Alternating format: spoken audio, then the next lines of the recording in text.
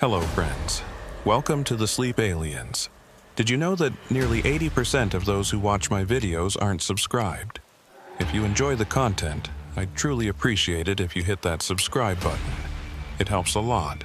Also, don't forget to leave a like and share your thoughts in the comments. By the way, where are you watching from? Let me know in the comments.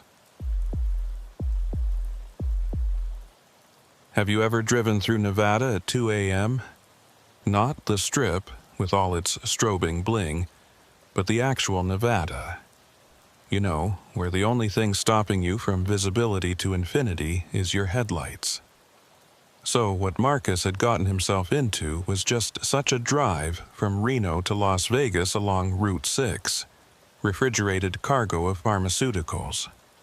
Marcus had done this run for 3 years, always along the same route, stopping at the same places, listening to the same all-night talk radio between stretches of nothing.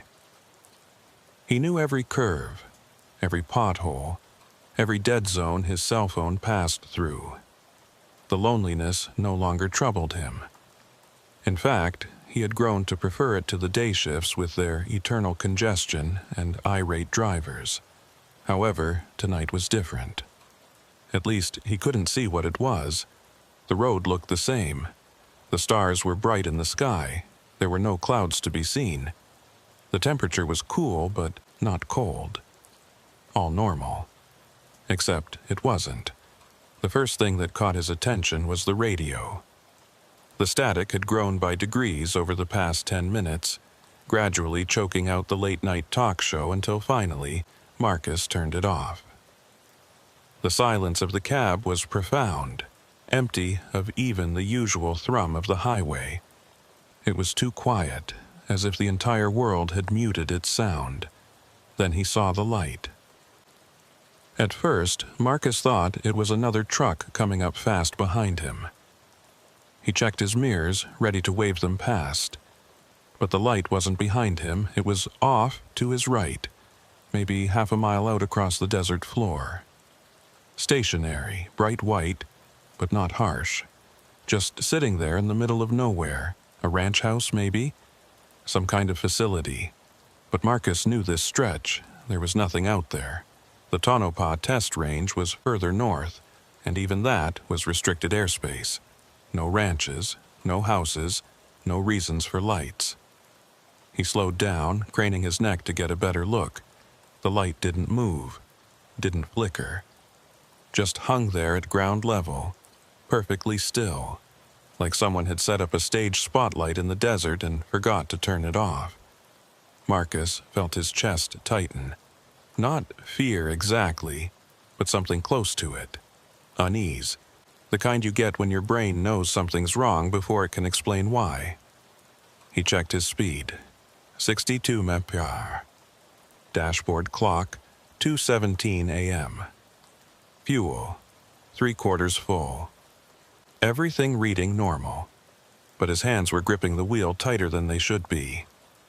The light was still there when he looked back. Still perfectly motionless. And that's when he realized. There was no glow around it. A light that bright should illuminate something. Dust, ground, air particles. But this light seemed to exist in isolation, as if it were painted onto reality rather than being part of it. Marcus reached for his phone to take a picture. No signal, as expected out here. But the camera still worked. He held it up while keeping one eye on the road, trying to frame the light through the passenger window. The screen went black. Not dead battery black. Just empty. Like the camera couldn't see what his eyes were seeing. He pulled his attention back to the road. His heart was beating faster now. The professional driver part of his brain was telling him to keep going, maintain speed, stay on schedule. But another part, the part that had watched too many late-night documentaries, was screaming at him to floor it. He compromised, maintained 65 mph, eyes forward, hands steady. The light remained visible in his peripheral vision for another 2 miles before the road curved and he lost sight of it. Marcus didn't realize he'd been holding his breath until he exhaled hard, fogging up the windshield slightly. "Get it together," he muttered to himself. "Probably some Air Force thing, training exercise." But the Air Force didn't leave lights sitting motionless in the desert at 2 a.m. They flew. They moved. They made noise. This had done none of those things. 60 miles north, Lydia sat in the climate-controlled darkness of the radar station, watching green blips crawl across her screen. Night shift at Tonopah Test Range wasn't glamorous, but it paid well and asked few questions. Most nights were quiet. Commercial traffic following their corridors, the occasional military test that came with advance notice, and whole lot of empty sky. She'd been doing this for 8 months, long enough to know the patterns, short enough that her attention hadn't completely atrophied into autopilot. Her screen showed 5 aircraft, 2 commercial jets at 35,000 feet heading southeast, 1 military transport at 28,000 heading north, scheduled, expected, 2 smaller private planes hugging the civilian corridors, all accounted for, all where they should be. Lydia reached for her coffee, her third of the night, and took a sip.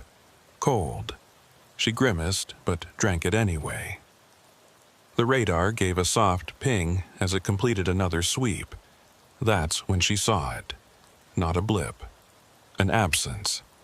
Sector 7 Delta, approximately 15 miles south of her position. The radar painted everything around it just fine. Terrain features, atmospheric returns, even a flock of birds that showed up as scattered noise. But in one spot, roughly circular, about half a mile in diameter, there was nothing. Not empty sky, nothing. It was like someone had taken an eraser to her screen. Lydia leaned closer, her coffee forgotten. She'd seen equipment glitches before. Dead pixels, calibration drift, signal interference. This wasn't any of those. The radar was working perfectly everywhere else, just not in that one specific spot. She ran a diagnostic. Everything came back green. She checked the logs. No scheduled tests in that area, no flight restrictions, no maintenance windows. The blank spot remained on her screen, perfectly circular, perfectly still. Lydia picked up her radio.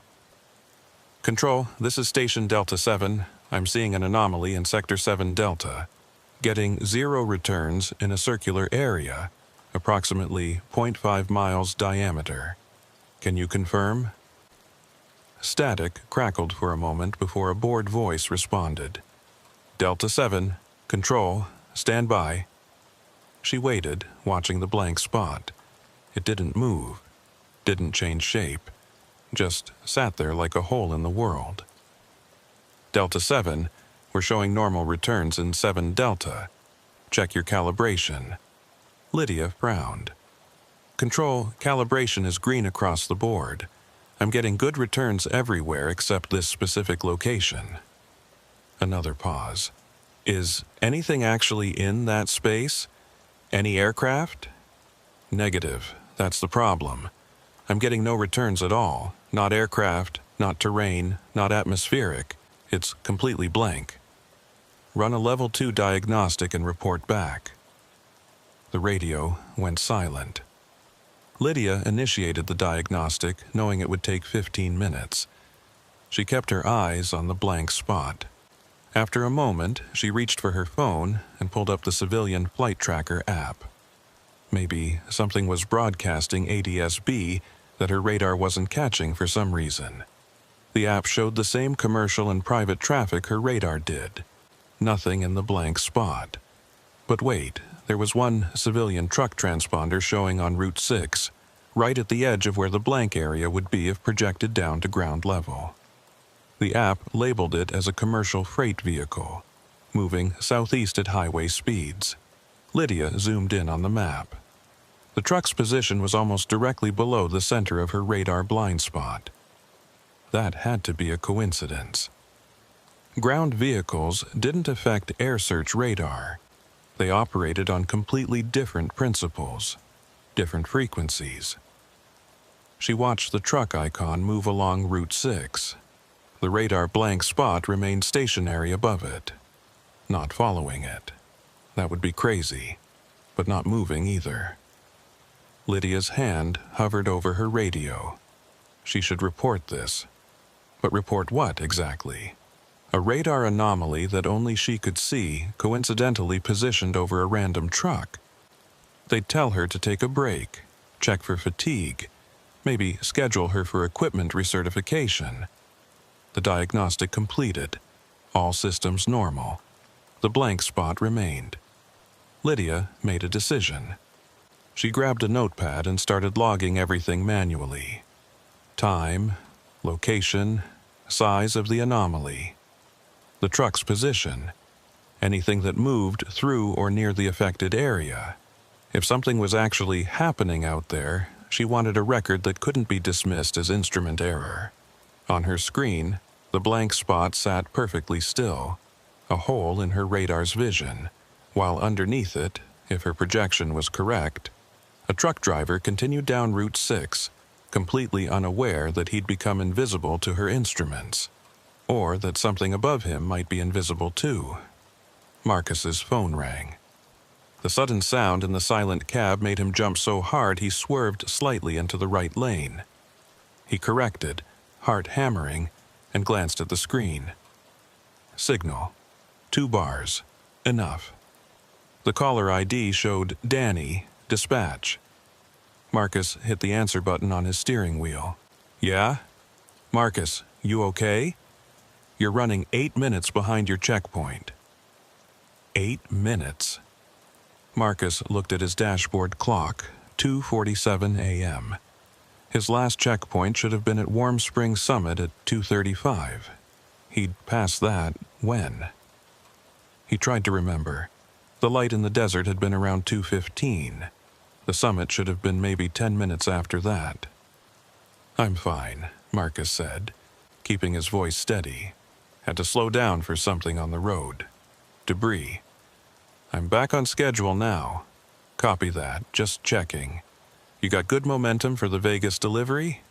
Yeah, no problem. I'll hit the Henderson waypoint on time. Good deal.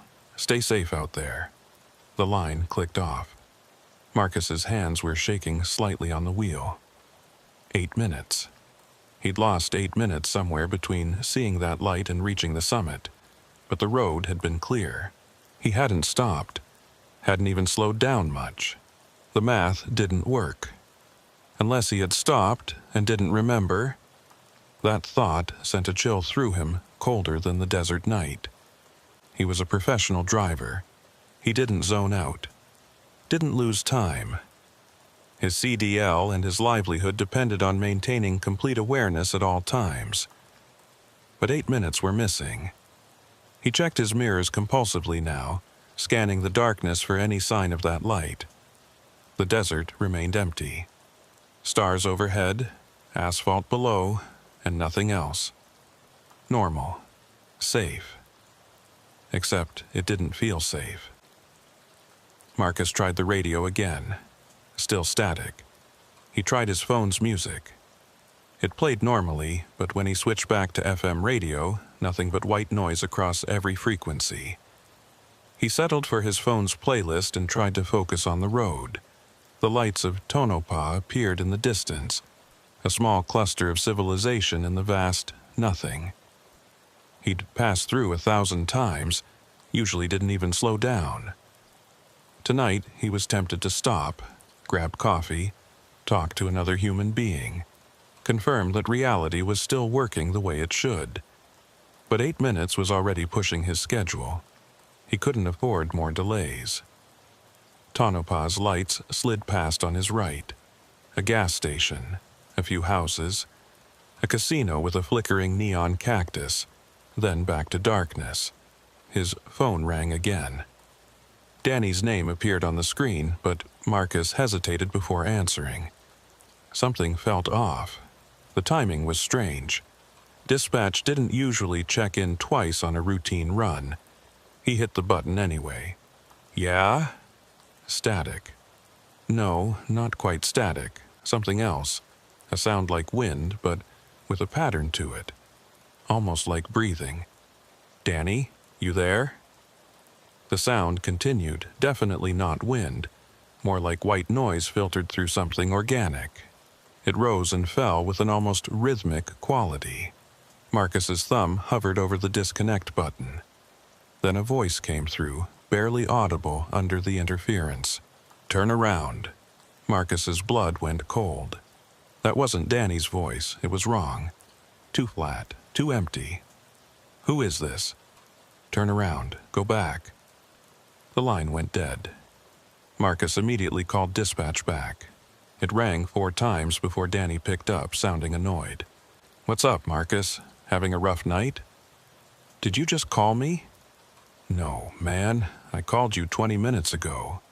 Been dealing with another driver's breakdown since then. Why?" Marcus's throat was dry. "Someone just called from your number, told me to turn around." Silence on the line. Then, "Marcus, I don't know what kind of joke this is, but I didn't call you, and my phone's been sitting here on my desk the whole time. You feeling okay out there?" Yeah, I'm fine.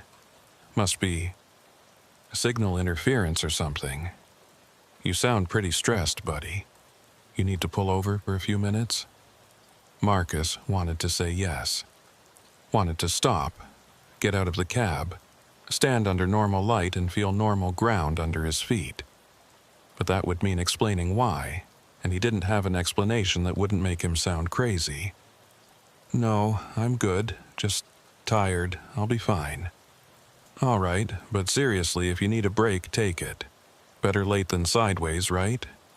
"Right. Thanks, Danny." Marcus ended the call and immediately regretted it. Now he was alone again with his thoughts and the darkness and the missing 8 minutes. His headlights caught a road sign. Las Vegas, 27 miles. 2 hours. Just 2 more hours and he'd be in civilization, around people, away from empty desert and impossible lights and phone calls that shouldn't exist. He pressed down slightly on the accelerator. The truck responded, climbing to 70 mph. Still legal, still safe, but faster.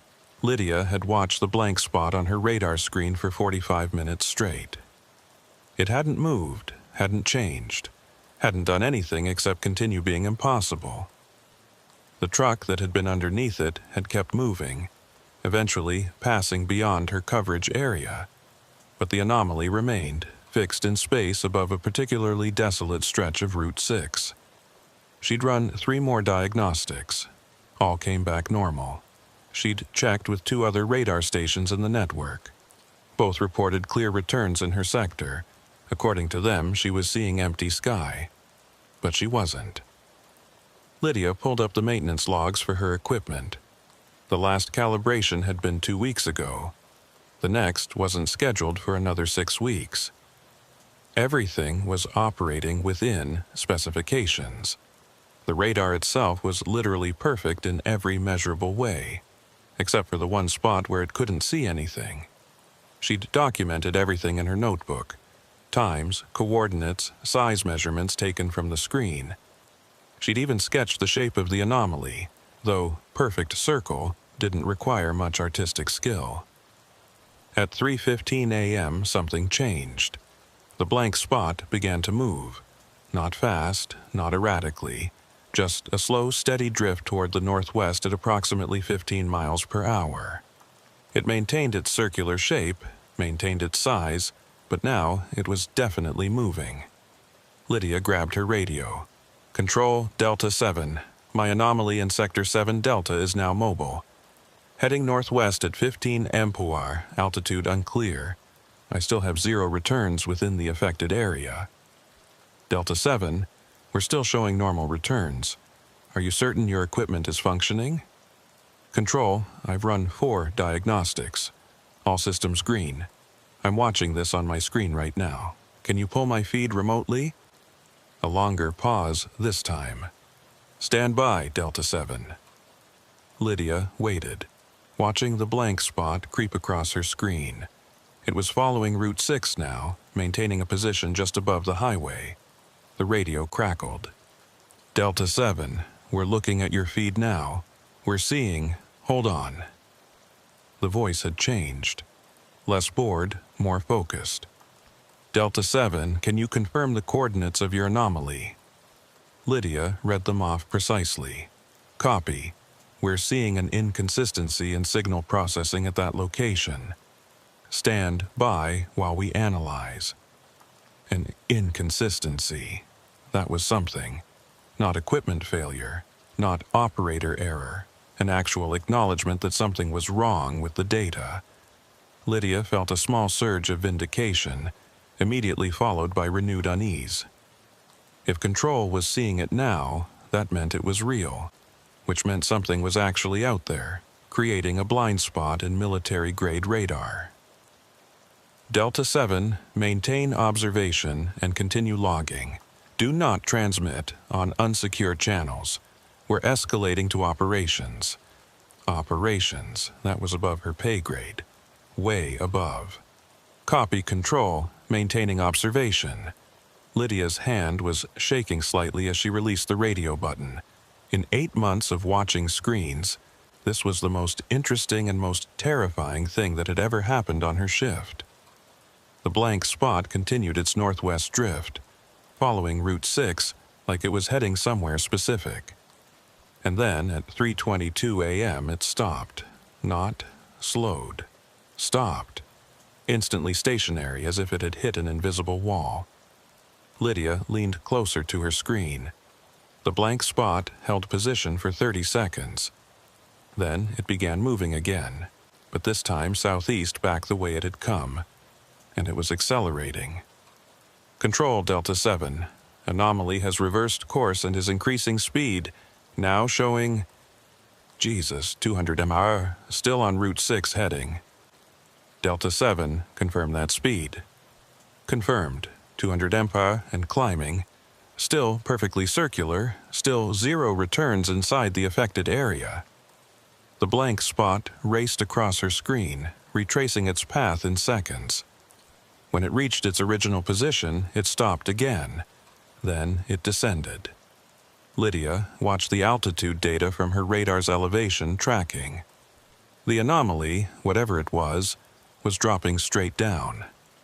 Fast at first, then slowing as it approached ground level. At 3:24 a.m., the blank spot reached approximately 50 feet above the desert floor and stopped. Then, at 3:25 a.m. exactly, it disappeared. Not slowly, not gradually. Between one radar sweep and the next, it was simply gone. Lydia's screen showed normal returns again. Terrain, atmosphere, the usual clutter of ground echoes, as if nothing had ever been there. Control, Delta 7. Anomaly is gone. I'm showing normal returns in Sector 7 Delta now. Copy, Delta 7. Maintain station. Operations will contact you shortly. The radio went silent. Lydia sat in her darkened room, staring at the now normal radar screen. Her hands had stopped shaking, but her mind was racing. She looked at her notebook, at the careful logs she'd made. Real data, real observations. Something had been out there. Something that could make itself invisible to radar, that could move impossibly fast, that could just disappear. And somewhere underneath where it had been, Route 6 stretched through the desert, carrying trucks and cars and drivers who probably had no idea that they'd just driven through something's area of interest. Lydia picked up her coffee, still cold, still terrible, and took a long drink. It was going to be a very long night. Marcus had been driving for another 30 minutes when his truck began acting up. It started subtle, a slight hesitation in the accelerator response, a flicker in the dashboard lights. He might have imagined it, written it off as fatigue. But then the radio came back to life, not with music or talk shows, with that sound again, the breathing sound. the filtered white noise rising and falling in a rhythm that was almost human, but not quite.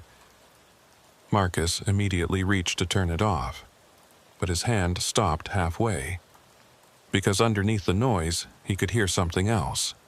A voice, multiple voices maybe, speaking in overlapping whispers too quiet to understand but clear enough to know they were there. The dashboard lights flickered again. His speedometer needle swung wildly from 70 to 0 to 120, settling nowhere. The fuel gauge did the same. The entire instrument cluster was going haywire. But the truck kept moving normally. The engine sounded fine. The steering felt responsive. It was like the electronics were panicking while the mechanical systems stayed calm. Marcus's grip tightened on the wheel. He checked his mirrors. Nothing behind him. Nothing beside him. Just empty highway and darkness. The radio voices grew slightly louder, still unintelligible but more urgent. Then every warning light on his dashboard lit up simultaneously. Check engine, low oil, brake failure, battery, ABS, tire pressure, every single indicator blazing red and amber. "Come on," Marcus muttered. "Not now, not here." His phone screen lit up without him touching it. No caller ID, no app open, just a bright white glow that hurt to look at. Then the truck's headlights went out. Complete darkness swallowed the road ahead. Marcus instinctively lifted his foot off the accelerator, muscle memory from decades of driving telling him not to continue blind. But before he could brake, the headlights flickered back on and revealed someone standing in the middle of the highway. Marcus slammed the brakes. The truck's ABS system kicked in, the entire vehicle shuddering as it scrubbed off speed. The figure in the road didn't move, didn't react, just stood there in the headlights perfectly still. The truck came to a stop maybe 20 feet from the figure. Marcus's heart was hammering so hard he could feel it in his throat. His hands ached from gripping the wheel. Every instinct screamed at him to reverse, to turn around, to get away. But he couldn't stop staring at the figure. It was human-shaped, normal height. But something about the proportions was wrong. The head slightly too large. The arms hanging slightly too low. And it wore what looked like a dark coverall or flight suit, featureless and matte. Most disturbing, it cast no shadow despite being directly in the truck's headlights. The radio voices stopped. The dashboard lights returned to normal. Even the instrument cluster settled back into accurate readings. Everything went quiet. Marcus sat frozen, engine idling, staring at the figure. Part of his mind was trying to rationalize it. A hitchhiker, a stranded motorist, someone who needed help. But that part was drowned out by the much louder part screaming that this was wrong, all of it was wrong, and he needed to leave right now. The figure raised one arm slowly, not threatening, almost like a wave, or a signal. Marcus didn't wave back. He put the truck in reverse, ready to back up and go around. That's when he noticed the light. Not the truck's lights, a new light coming from above and behind him. It grew brighter rapidly, spilling over the cab, casting harsh shadows that moved wrong. Marcus checked his side mirror. The light was directly overhead now, descending. It was the same light he'd seen in the desert earlier. That same impossible white glow that seemed to exist in isolation, illuminating nothing but itself. The figure in the road remained motionless. The light grew brighter. Marcus could feel heat through the truck's roof. Not burning hot, but warm. Unusual for an LED or searchlight. More like standing under summer sun. His truck's electronics went crazy again. Every light, every gauge, every display flashing randomly. The radio cycled through stations on its own, snippets of songs and talk shows and static blending into nonsense. And then Marcus heard it, through all the chaos. A voice, clear and distinct, speaking directly into his mind without using his ears. Stop running. Not threatening, almost sad. Like someone trying to reason with a frightened animal. Marcus's hands were shaking too badly to control the wheel properly. He managed to croak out, "What do you want?" No response, but the light began to dim. Slowly at first, then more quickly. The dashboard display settled down. The radio went silent. When Marcus looked at the road ahead, the figure was gone. Just empty asphalt stretching into darkness. The overhead light faded completely. Marcus sat in his idling truck, alone on Route 6, with no evidence that anything unusual had happened except for his racing heart and the cold sweat soaking his shirt. He checked the clock. 3:27 a.m. He'd lost more time. At least 15 minutes based on where he should be. 15 minutes that had felt like 2. Marcus put the truck back in drive. His hands were steadier now, but his mind was spinning. Every logical explanation fell apart under scrutiny. Equipment failure didn't explain figures standing shadowless in headlights. Radio interference didn't explain voices in his head. Fatigue didn't explain missing time. Something had happened. Something real. Something that defied every baseline assumption about how reality worked. He drove forward slowly at first, then gradually accelerated back to highway speed. The road was clear. The sky was normal. Stars overhead, darkness all around, and nothing but miles until the next town. Marcus grabbed his phone. He needed to call someone, report this, talk to another human being. But report what? That he'd seen lights and lost time and hallucinated a figure? They'd pull him off the road, mandate a psych eval, maybe suspend his CDL. He couldn't afford that. Literally. This job was his income, his insurance, his purpose. So he did what thousands of people through history had done when confronted with the impossible. He decided to forget about it, to file it away under weird experience and move on, to focus on the delivery, the schedule, the concrete reality of truck driving, and let everything else fade into uncertain memory. By the time he reached the Henderson checkpoint 40 minutes later, he'd almost convinced himself it had been a dream. A weird, vivid, stress-induced dream. Nothing more. Almost. But when he climbed out of the cab to stretch his legs, he noticed something. His truck's roof had a mark on it. Not dirt or bird droppings. A perfectly circular discoloration in the paint, about 3 feet in diameter, centered above the driver's seat. The metal was warm to the touch despite the cool night air. Marcus stared at it for a long moment. Then he got back in the truck, finished his delivery, and drove home in silence. He never told anyone about that night. Lydia was sitting in a windowless conference room at 6 a.m., exhausted and wired on bad coffee, facing 3 people in suits who'd identified themselves only as operations personnel. They'd arrived an hour after her shift technically ended, asked her to stay, and proceeded to question her about every detail of the radar anomaly. Her logs had been confiscated politely but firmly. Her radar station's data had been copied to encrypted drives. Now they wanted her story. Again. For the 3rd time. "You stated the anomaly first appeared at 2:14 a.m., the woman in the middle said. Her name badge read Morrison with no first name. "Can you describe exactly what you saw?" Lydia resisted the urge to sigh. A circular area approximately half a mile in diameter with 0 radar returns. No terrain, no atmospheric effects, no aircraft. Completely blank. "And you're certain this wasn't equipment failure?"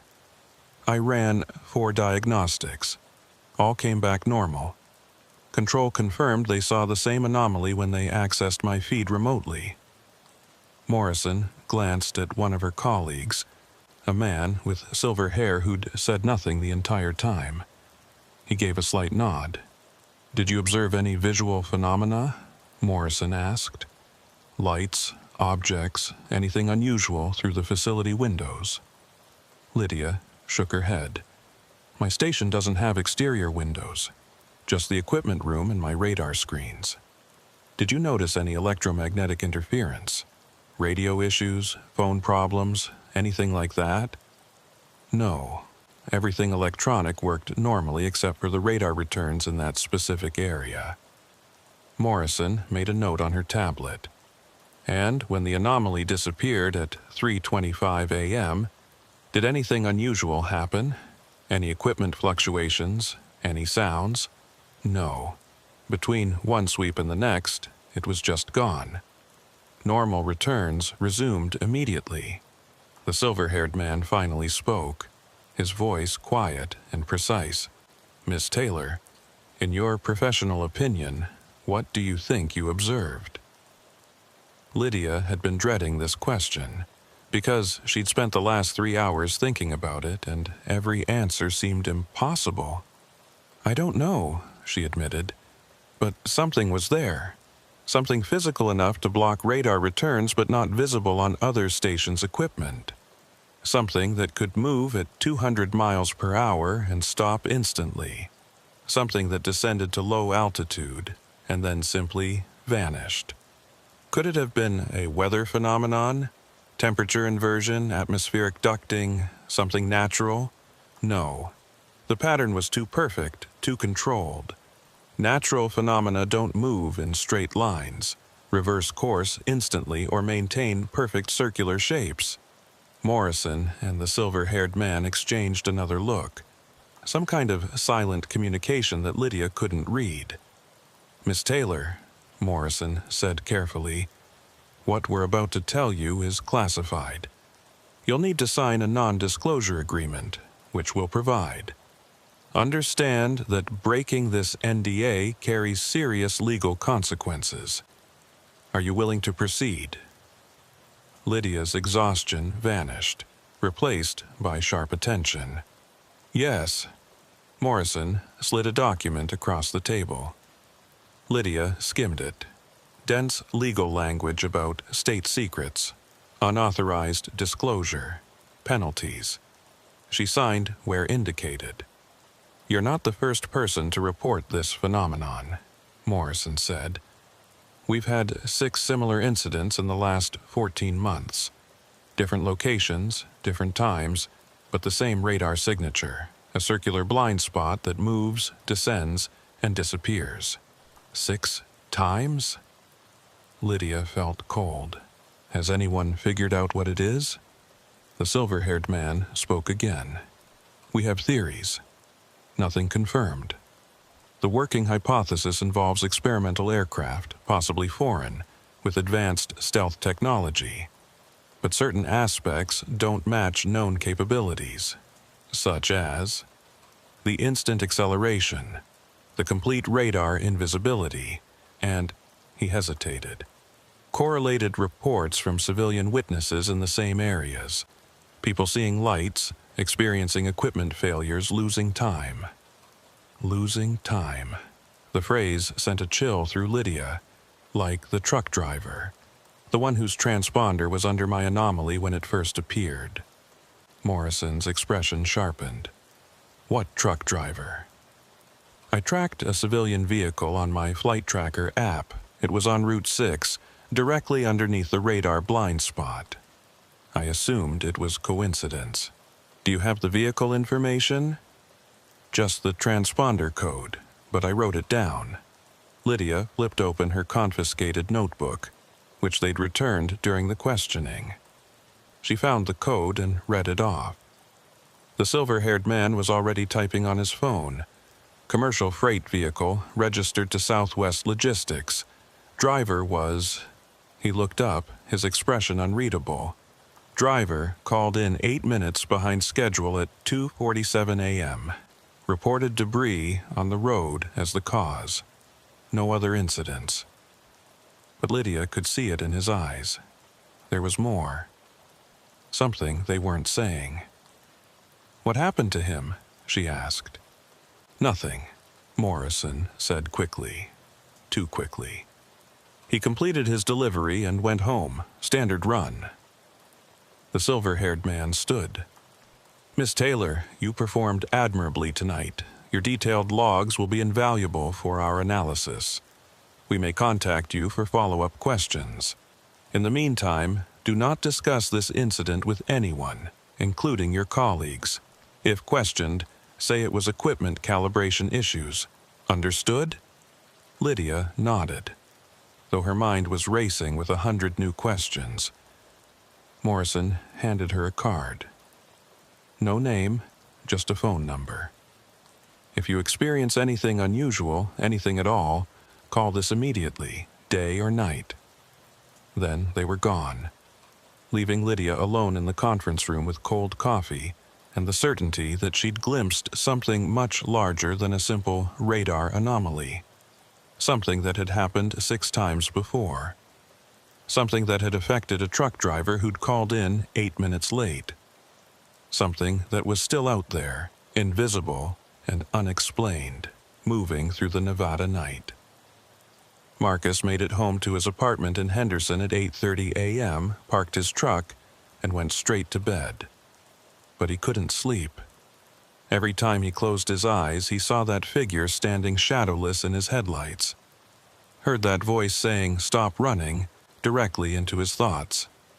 After an hour of staring at the ceiling, he got up and made coffee. His phone showed 3 missed calls from dispatch, all routine check-ins he'd ignored. He'd respond later.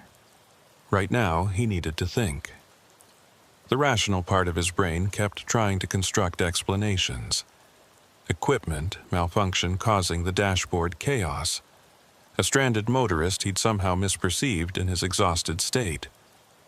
Overhead lights from a helicopter or drone doing something. In the middle of the Nevada desert at 3 a.m. Every explanation fell apart under examination. Marcus pulled up Google on his phone and started searching. Nevada UFO sightings. Dozens of results.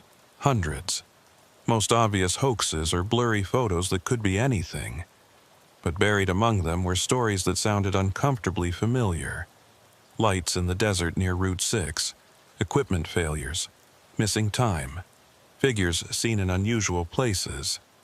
He found a Reddit thread from 2 months ago. User NV Driver describing an almost identical experience. Light following their car near Tonopah. Radio interference. Dashboard going haywire. The thread had been locked by moderators with a note, "Duplicate post, already discussed." Marcus searched for the original thread. It had been deleted. He spent 3 hours going down that rabbit hole. Most of what he found was garbage. Conspiracy theories, obvious fakes, people seeking attention. But occasionally he'd find something that rang true. A detail that matched his experience exactly.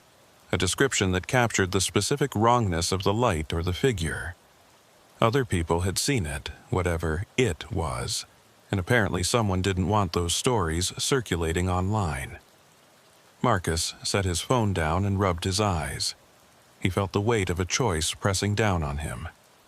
He could report this officially, contact the FAA or local authorities, make it known. But that would mean attention, questions, possible career consequences. Or he could do what the smart people did. Forget about it, move on, accept that he'd had a weird experience but survived to drive another day.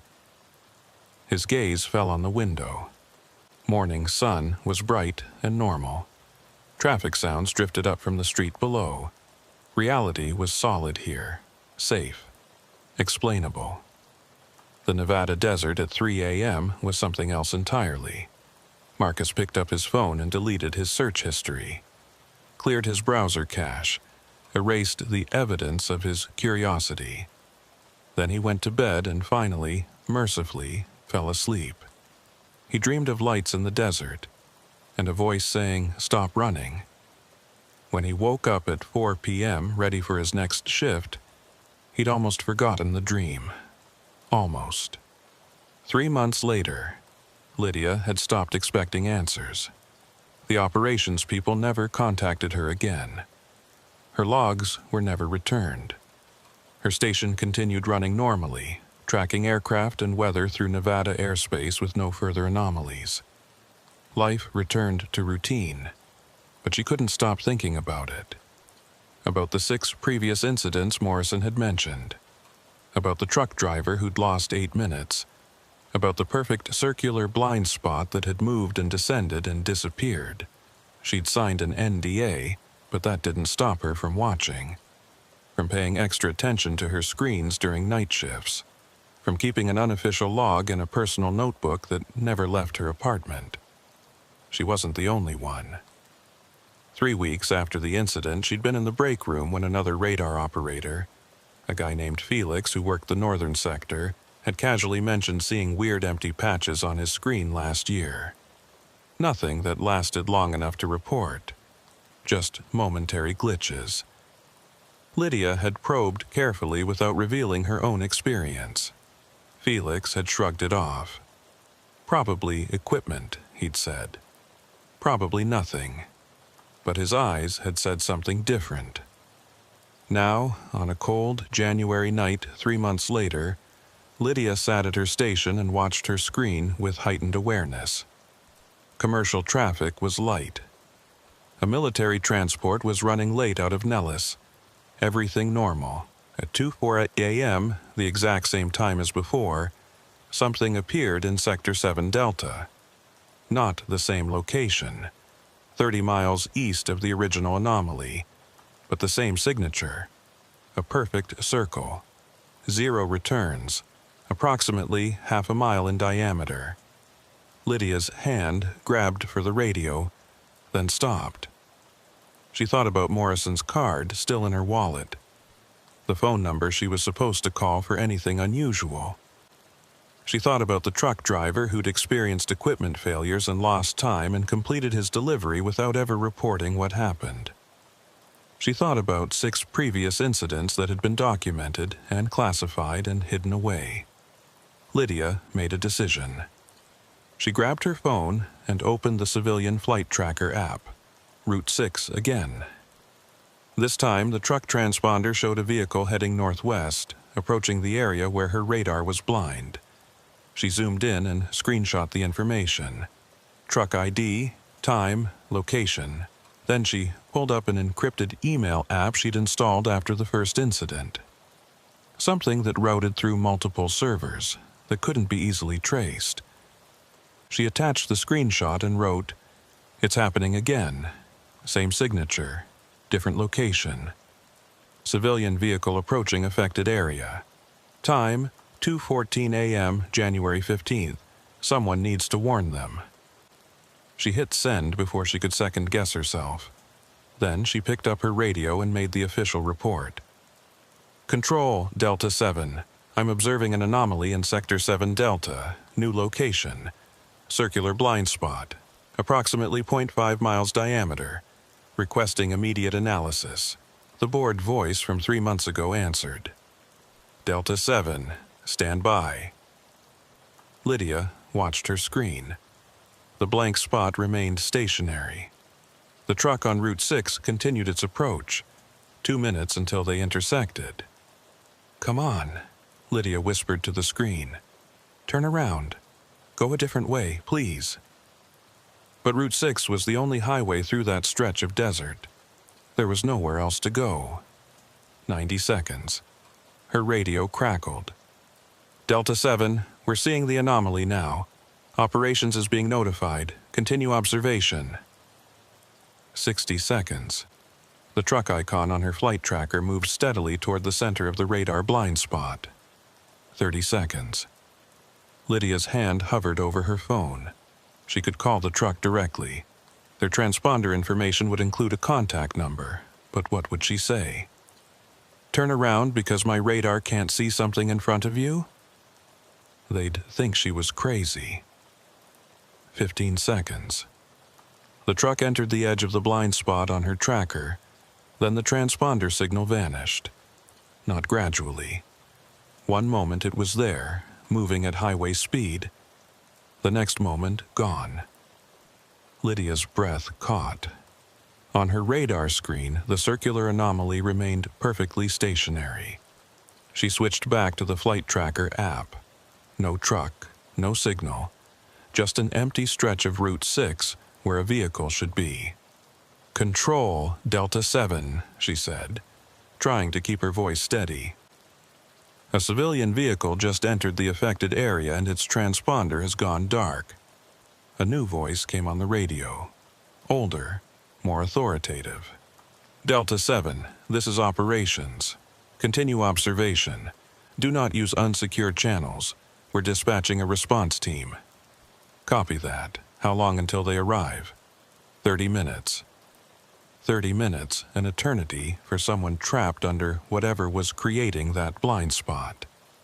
Lydia stared at her screen, willing the truck to reappear. For the driver to emerge safely on the other side. For this to be just equipment failure or coincidence or anything normal. Minutes ticked by. The blind spot didn't move. The truck didn't reappear. At 2:28 a.m., the anomaly began to descend, just like it had 3 months ago, dropping toward the ground level at a controlled speed. At 2:32 a.m., it reached approximately 50 feet above the desert floor and stopped. At 2:33 a.m., it disappeared. Lydia immediately checked the flight tracker. For a moment, nothing. Empty road. No signal. Then, at 2:34 a.m., the truck transponder flickered back into existence. Same location. Moving at highway speed. Continuing northwest as if nothing had happened. Lydia grabbed her radio. "Control, civilian vehicle has reappeared. Continuing normal course. Anomaly is gone." "Copy, Delta 7. Response team is still en route. They'll intercept the vehicle for welfare check." Lydia sat back in her chair, heart pounding. The truck driver was okay. They were moving. They'd gotten through whatever that was. But what had they experienced during those lost minutes? What had stopped running looked like now. The truck driver's name was Jennifer Park, 42, former Marine, 11 years with the Southwest Logistics, clean driving record, no incidents. When the response team, 2 state troopers with federal credentials, pulled her over 10 miles past the incident site, she'd been confused but cooperative. Yes, she was fine. No, she hadn't seen anything unusual. Yes, her truck was operating normally. No, she didn't know why they were stopping her. The troopers ran their checklist. Equipment check, sobriety test, paperwork review. Everything came back perfect. "Ma'am," one trooper said carefully, "did you notice anything strange about 15 minutes ago? Any lights? Any odd sounds? Any problems with your vehicle?" Jennifer had frowned. "No. Why? Did something happen?" "Just routine follow-up on radar anomalies in the area. Sometimes they correlate with atmospheric conditions that affect drivers. You didn't experience any dashboard malfunctions? Radio interference?" "No, everything's been normal all night." The troopers exchanged glances. One of them pulled out a tablet. "Ma'am, according to your transponder logs, you entered a specific area at 2:21 a.m. and didn't exit until 2:34 a.m. That's a 13-minute gap for a stretch of road that should take 3 minutes at highway speed. Can you explain that?" Jennifer's expression went from confused to annoyed. "I've been maintaining 65 the whole time. I haven't stopped or slowed down. Your equipment must be wrong." "You're certain you didn't stop? Not even briefly?" "Completely certain." But even as she said it, Jennifer felt a flicker of doubt. Had she stopped? She remembered the highway, the darkness, the normal routine of driving. But now that they mentioned it, there was a gap. Nothing specific, just a vague sense that some time had passed without events attached to it. "Ma'am, do you have a dash cam in your vehicle?" "Yeah, standard company equipment." We'd like to review the footage from the last 30 minutes, if you don't mind. Jennifer shrugged. Sure, help yourself. One trooper climbed into the cab while the other stayed with Jennifer. They waited in the cold night air, breath misting, traffic occasionally whooshing past on Route 6. After 5 minutes, the trooper emerged. His expression was carefully neutral. Ma'am, your dash cam shows normal footage up until 2:21 a.m. Then there's dead static for 13 minutes. Then it resumes at 2:34 a.m. with you continuing down the highway. The timestamp is continuous, but there's no visual data. Jennifer felt cold that had nothing to do with the desert night. That's not possible. The camera was working fine. When's the last time you checked the footage? I don't know. It just records automatically. I don't usually watch it unless there's an incident. The trooper handed her a card, similar to the one Morrison had given Lydia. Just a phone number. Ma'am, if you experience anything unusual in the next few days, strange dreams, memory gaps, unexplained marks on your vehicle, call this number immediately. What? Why would I? It's just a precaution. Sometimes, people who've driven through areas with strong electromagnetic interference report delayed effects. Probably nothing, but we like to be thorough. Jennifer took the card, now thoroughly unsettled. Am I free to go? Yes, ma'am. Drive safe. She climbed back in her truck, hands shaking slightly. 13 missing minutes. Static on her dash cam. Questions about lights and sounds and dashboard malfunctions. Things she hadn't experienced. Or had she? Jennifer pulled back onto Route 6, maintaining careful speed, watching her mirrors compulsively. The desert looked normal, empty, safe. But somewhere in the back of her mind, a voice that didn't sound like her own thoughts whispered, "Stop running." She turned the radio up loud and drove faster. Epilogue 6 months later. The file sat in Morrison's office, classified above top secret, stamped with clearance codes that most military personnel would never see. Phenomenon, Sector 7 Delta incidents. 19 documented cases now. The frequency was increasing. What had been 6 cases in 14 months was now 19 in 20 months. And those were just the ones they knew about. Morrison reviewed the latest report from the psychology team. Of the 11 civilian drivers they'd managed to interview after passing through affected areas, all reported the same things. Time discrepancies between 8 to 15 minutes, no memory of the missing time equipment, malfunctions that resolved immediately, a vague sense of unease or being watched, recurring dreams of lights in the desert, an inexplicable aversion to discussing the incidents. None had visible injuries. None showed signs of trauma beyond normal stress. All continued their lives normally after the events. But psychological testing revealed consistent patterns. Elevated anxiety during discussions of the incidents. Rapid eye movement suggesting hidden memories. Physiological stress responses when shown images of desert landscapes at night. Something was happening to them. The radar operators were experiencing similar patterns. Lydia Taylor had reported the second incident despite her NDA. 2 other operators at different stations had come forward with their own observations after that, all describing the same signature, the same impossible blind spots, and all of them keeping personal logs, watching, waiting for the next incident. The silver-haired man, whose real name was Dr. Elliot Graves, though very few people knew that, entered Morrison's office without knocking. "We've confirmed optical observations," he said without preamble. "The Air Force sent a drone through Sector 7 Delta during the last incident. Visual spectrum, infrared, UV. The cameras went dead for 9 minutes. When they came back online, the drone was 3 miles off course." Morrison looked up sharply. How is that possible? The guidance systems functioned normally. According to the drone's internal logs, it flew straight and level the entire time. But GPS visual confirmation and ground tracking all show it deviated significantly, like space itself bent around something. That's not possible. I know. Graves sat down heavily. But we have the data.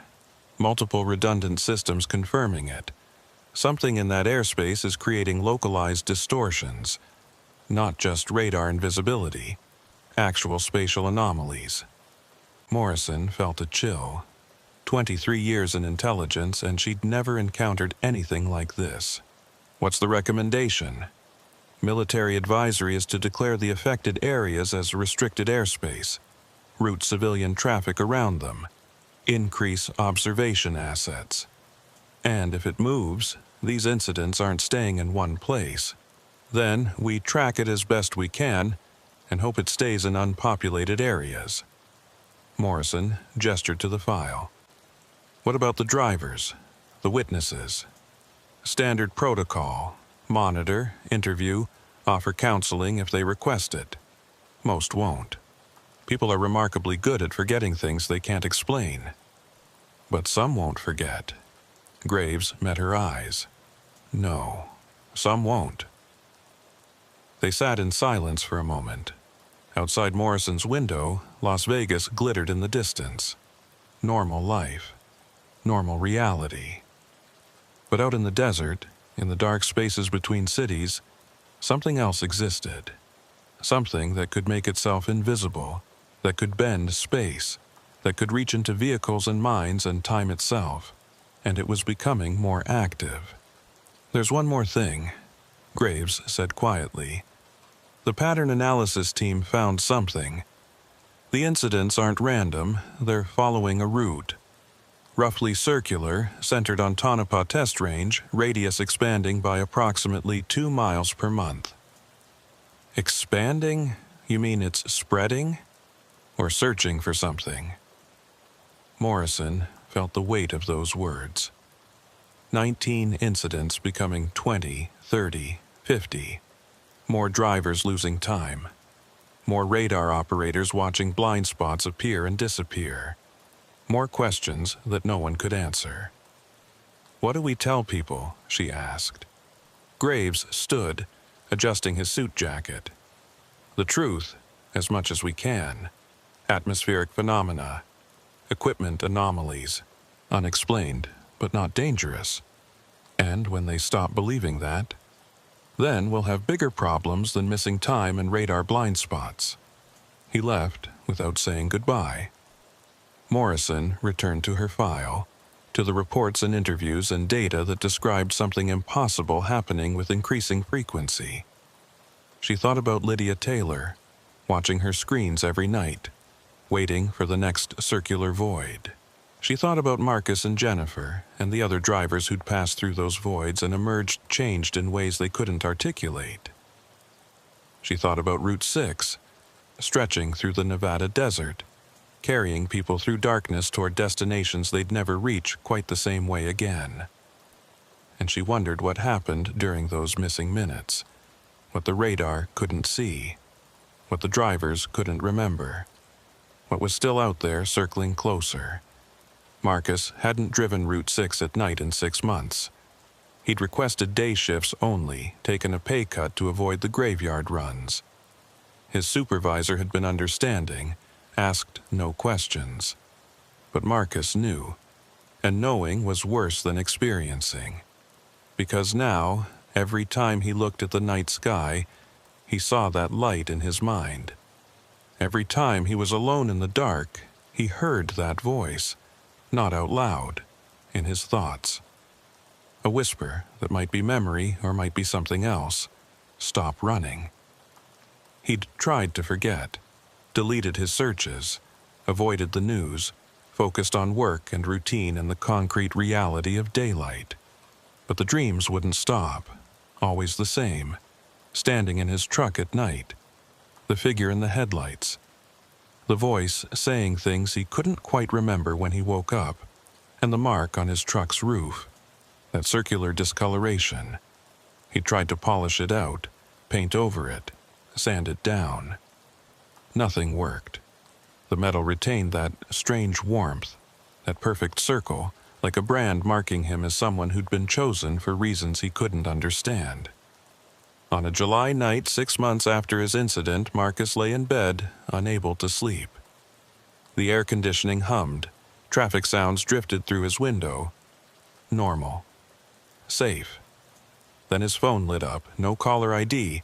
No ring. Just a message appearing on his screen. Route 6, tonight. 2:14 a.m. You'll understand. Marcus stared at the message. His hands started shaking. He should ignore it, delete it, report it to someone. Instead, at 1:30 a.m., he got dressed, climbed in his truck, and started driving northwest. He told himself he was being stupid, reckless, possibly crazy. But deeper than thought, deeper than fear, something pulled him forward. The same something that had marked his truck. The same something that whispered in his dreams. At 2:10 a.m., Marcus was on Route 6, alone in the darkness, approaching the stretch of desert where everything had changed 6 months ago. His radio was off, his phone was off, just him and the road and the stars overhead. At 2:14 a.m. exactly, he saw the light. This time, he didn't run. This time, he stopped his truck, climbed out, and stood in the desert air looking up at that impossible glow. And this time, he remembered. Everything. Not abduction, not harm, contact, communication. A presence trying to understand humanity by observing us in our most solitary moments. Watching us drive through darkness, listening to our thoughts, trying to bridge a gap so vast that language couldn't cross it. They weren't cruel, just incomprehensibly other, and lonely in ways that made human loneliness seem trivial. Marcus understood now why he'd been told to stop running. Because running was what kept the gap unbridgeable. Fear was what made contact impossible. The light descended. Marcus didn't move. His truck's electronics stayed silent. No chaos, no panic. Just a strange, peaceful waiting. When the light reached him, he felt warmth. Not physical warmth, something else. Recognition. Greeting. And a question, wordless but clear. Will you help us understand?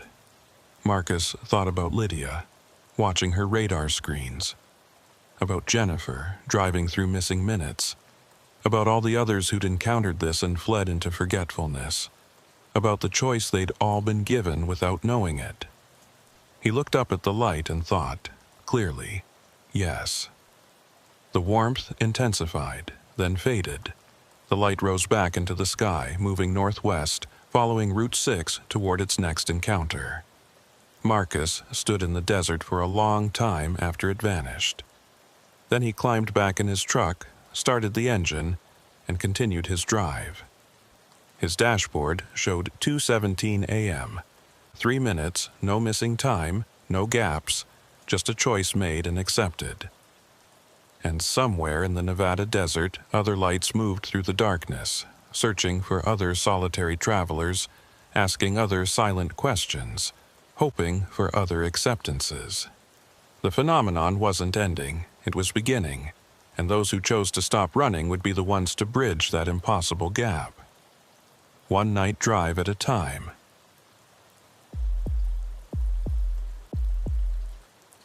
Owen Garrett had been running security oversight for Tonopah test range convoys for 11 years. In that time, he'd reviewed thousands of hours of dashboard camera footage, helmet cam recordings, and perimeter surveillance. Boring work mostly. Trucks moving supplies from point A to point B. Drivers following protocols. Nothing ever happened, until the night of March 14th, when everything happened and nobody remembered it. He was sitting in the monitoring station at 0300 hours, halfway through his graveyard shift, working through the routine review of that evening's convoy footage. 6 heavy trucks had transported classified equipment from Nellis Air Force Base to the Tonopah facility, a run they made twice weekly. Standard procedure required Owen to verify all camera feeds were clean, all protocols followed, all timestamps accurate. The first 5 trucks checked out fine. Smooth driving, proper spacing, radio chatter minimal and professional. Owen was barely paying attention anymore, his mind already drifting to the end of shift, when he opened the feed from the 6th truck. The timestamp read 22:47:33. Interior cab view showed Specialist Davis at the wheel, Corporal Martinez riding shotgun. Night vision gave everything that greenish cast. Both men were alert, eyes forward, professional. 22:47:34, 35, 36, then nothing. The screen went black. Not static, not interference, just absolute black. Like someone had painted over the lens. Owen leaned forward, frowning. He checked the timestamp. 22:52, 19 seconds. The feed had jumped 19 seconds with nothing but darkness in between. Then at 22:47:53 the picture returned. Same interior, same 2 soldiers, same night vision green. Davis was still driving, Martinez still in the passenger seat. Nothing appeared different. Except both men were gripping their seats. Martinez's hand was on the door handle. Davis's knuckles were white on the wheel, and neither of them said a word about it. Owen backed up the footage and watched it again. Same thing. Normal driving, 19 seconds of black, then resumption with 2 clearly rattled soldiers who didn't acknowledge that anything had happened. He checked the exterior cameras. All 4 feeds from Truck 6 showed the same pattern. 19-second gap. Perfect synchronization. All cameras failing at exactly 22:47:37, all resuming at exactly 22:47:53. That shouldn't be possible. The cameras ran on separate power systems with individual backup batteries. They could fail independently but not simultaneously unless something knocked out the entire electrical system.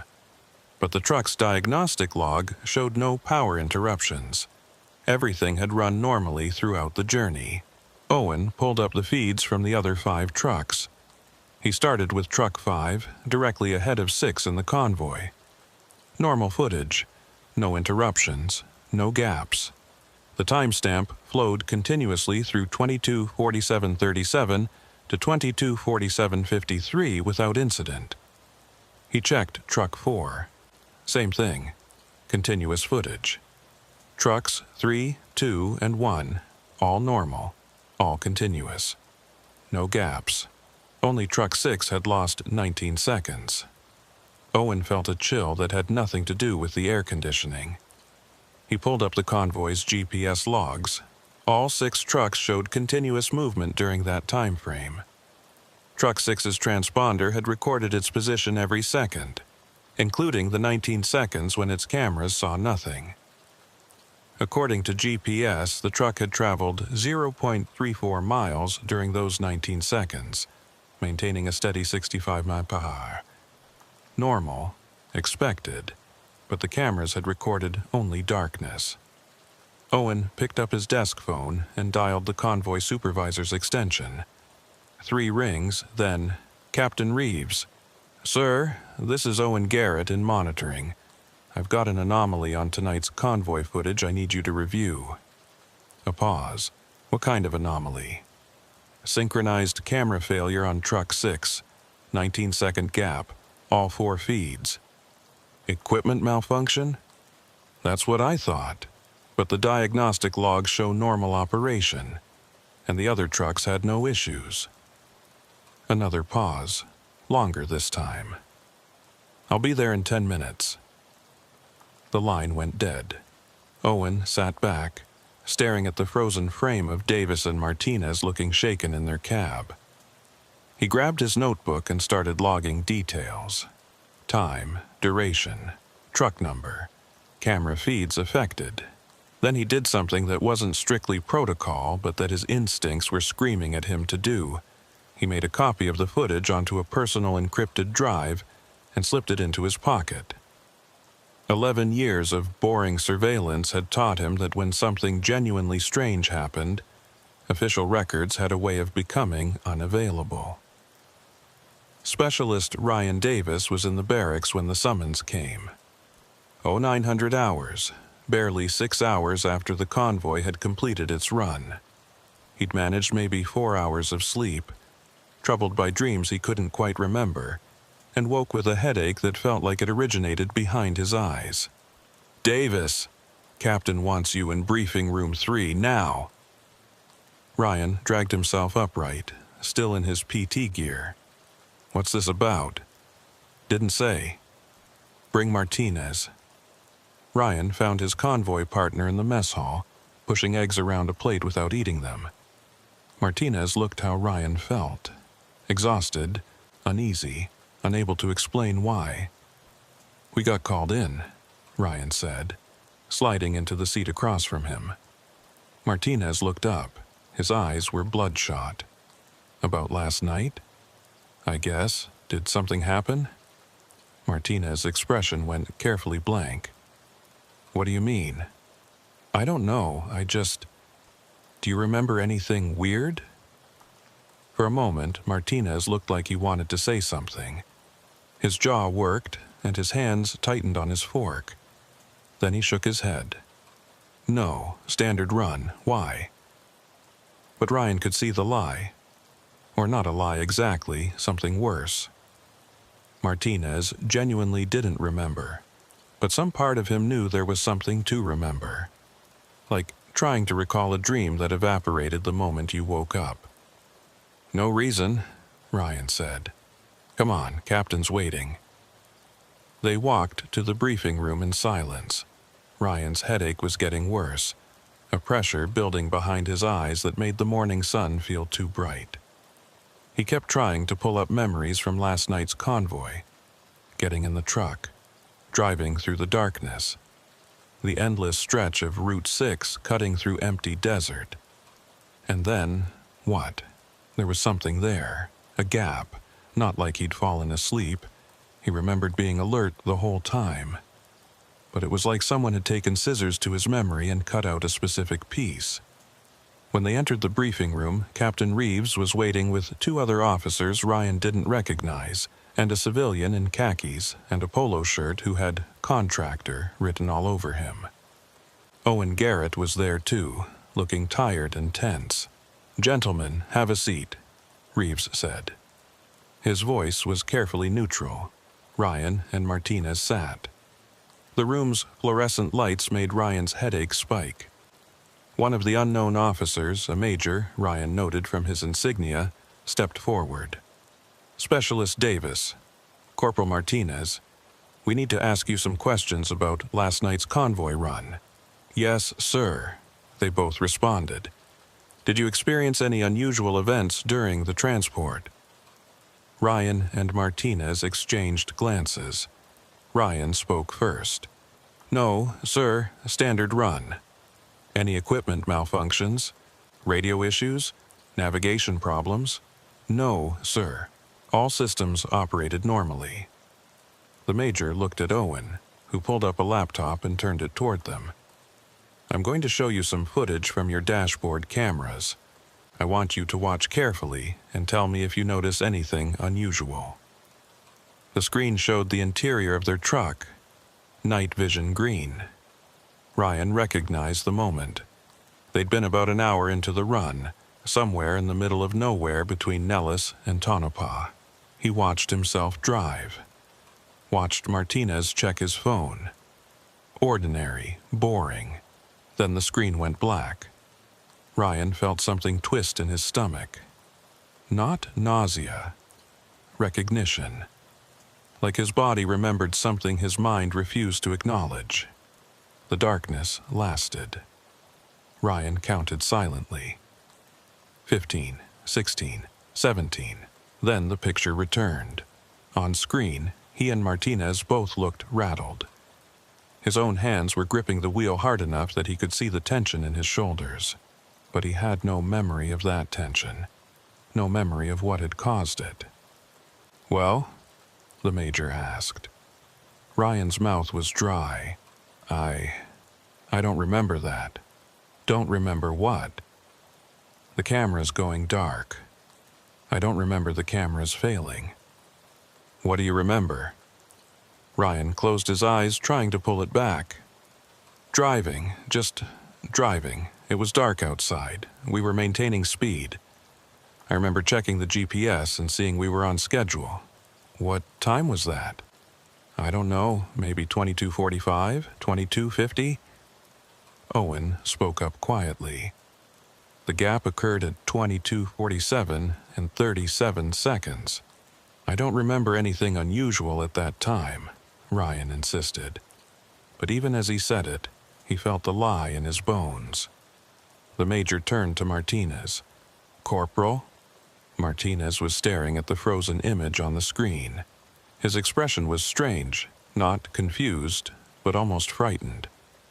I remember we were talking about the basketball game the Lakers were playing." "During this time frame?" "I think so, but I don't remember the cameras going out. I don't remember anything being wrong." The civilian spoke for the first time.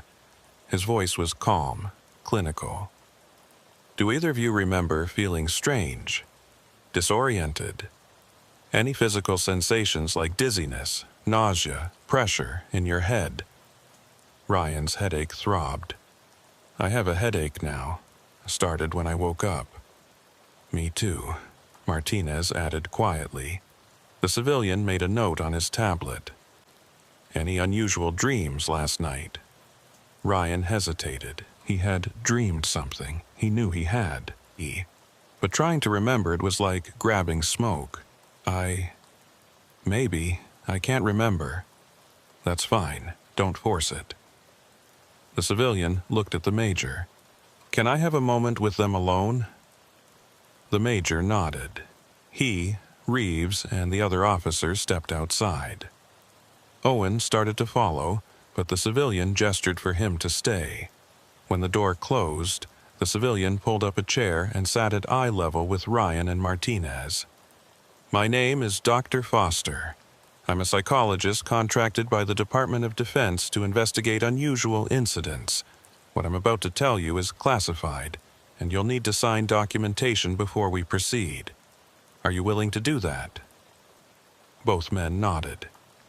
Foster slid 2 tablets across the table.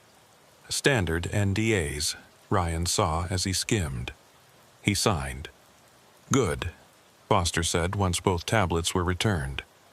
"You're not the first convoy to experience this phenomenon." Ryan felt his chest tighten. "What phenomenon?" "We're not entirely sure, but in the last 8 months we've had 4 separate incidents involving military vehicles traveling Route 6 during night operations. In each case, dashboard cameras showed synchronized gaps ranging from 14 to 23 seconds. In each case, the drivers experienced no memory of the gap, but reported feeling uneasy afterward." Martinez leaned forward. "What's causing it?" "We don't know. It's not equipment failure. The patterns are too consistent across different vehicle types and camera systems. It's not atmospheric interference. And it's not—" Foster paused, choosing his words carefully. "It's not anything we currently have an explanation for." Ryan's mind was racing. "You're saying something is happening out there. Something that knocks out cameras and affects memory." "I'm saying we're investigating unusual data patterns and trying to determine their cause. But yes, something appears to be happening in a specific geographic area along Route 6. What kind of something?" Foster met his eyes steadily. "If I knew that, we wouldn't need to investigate." The door opened. Captain Reeves stuck his head in. "Dr. Foster, we've got something you need to see." Foster stood. "Excuse me." He left. Ryan and Martinez sat in silence for a moment. Finally, Martinez whispered, Do you really not remember? Ryan wanted to say yes, wanted to maintain the lie. But Martinez had been in that truck with him. Martinez deserved the truth. I remember being afraid, Ryan said quietly. I don't remember why, but I remember fear. Martinez nodded slowly. Me too, and I remember... He trailed off, frowning. What? Light, really bright light, but I don't know if that's a memory or if I'm making it up because we're talking about it. Ryan closed his eyes. Light. Yes. That resonated, bright enough to wash out everything else, bright enough to... The memory slipped away before he could catch it. We should tell them, Martinez said. Tell them what? That we think we remember a light, but we're not sure if it's real. It's better than nothing. But before they could decide, Foster returned with Captain Reeves and the Major. All three looked grim. Gentlemen, the Major said, we need you to come with us. We found something on the other truck's footage. Owen followed the group to the larger briefing room, where a technician had set up 6 monitors, one for each truck in the convoy. The civilian, Dr. Foster, had requested all feeds synchronized to the exact time frame of Truck 6's gap. Play them simultaneously, Foster said. The technician started all 6 feeds at 22:47:30, 7 seconds before the anomaly.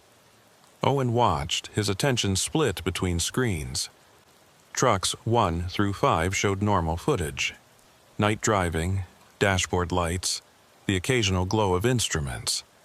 Truck 6 showed the same, 22:47:37. Truck 6's feeds went black. But something else happened on the other trucks. Truck 5, directly in front of 6, showed a sudden brightness in its rear-view camera. Like headlights from behind, but wrong. The light was too white, too uniform. It washed out the camera's night vision for a fraction of a second.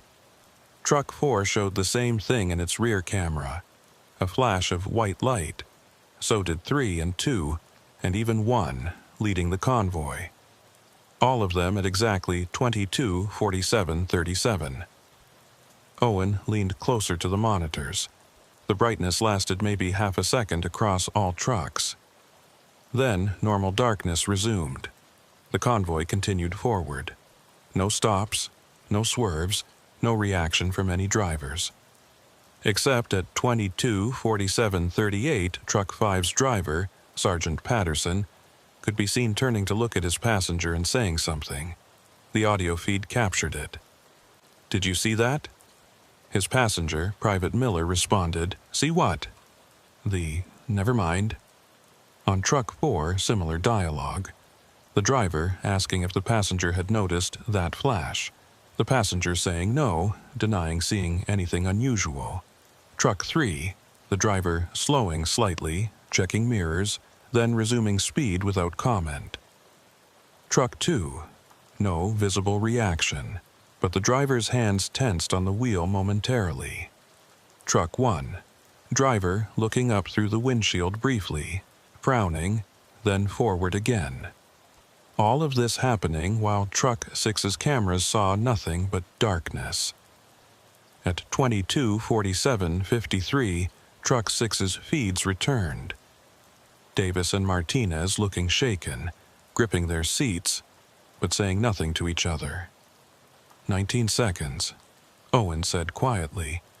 Truck 6 lost 19 seconds, and something caused a light flash visible to all other trucks at the exact moment the gap started. Foster was making rapid notes on his tablet. Play it again, slower this time. I want to see frame by frame around the flash. The technician obliged. At frame-by-frame speed, the flash became more distinct. It wasn't a reflection, wasn't headlights. The light seemed to come from above the convoy, washing over all 6 trucks simultaneously. And in that single frame, where the light was brightest, Owen saw something that made his breath catch. On Truck 1's windshield camera, pointed upward at an angle to capture the road ahead, There was a shape, barely visible against the overexposed brightness. Circular, large, descending. "Stop," Owen said. There, on Truck 1's forward camera. The technician froze the frame. Everyone leaned in. Captain Reeves spoke first. "What the hell is that?" It was Foster who answered, his voice carefully controlled. "I don't know. But whatever it is, it was directly above the convoy when the incident occurred. The shape was hard to define.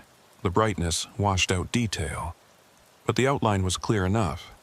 A circle, perhaps 50 feet in diameter, maybe 100 feet above the convoy. It appeared to be solid, not atmospheric. And it was descending. In the next frame it was gone, just darkness and the convoy continuing forward." The major turned to Foster. "This is the 5th incident?" "Yes, sir." "And have we seen this before? This shape?" Foster pulled up his tablet and navigated through files. "Truck convoy, January 17th. Similar flash, but no clear visual of the source. Supply run, February 3rd. Flash visible. Cameras on the lead vehicle glitched for 8 seconds.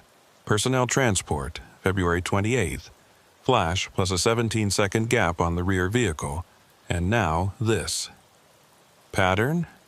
Always Route 6. Always between 2200 and 0300 hours. Always affecting the rearmost vehicle while creating visual phenomena for the rest of the convoy. And always the same geographic area, roughly between mile marker 47 and 52. The major's expression darkened. "That's a 5-mile stretch.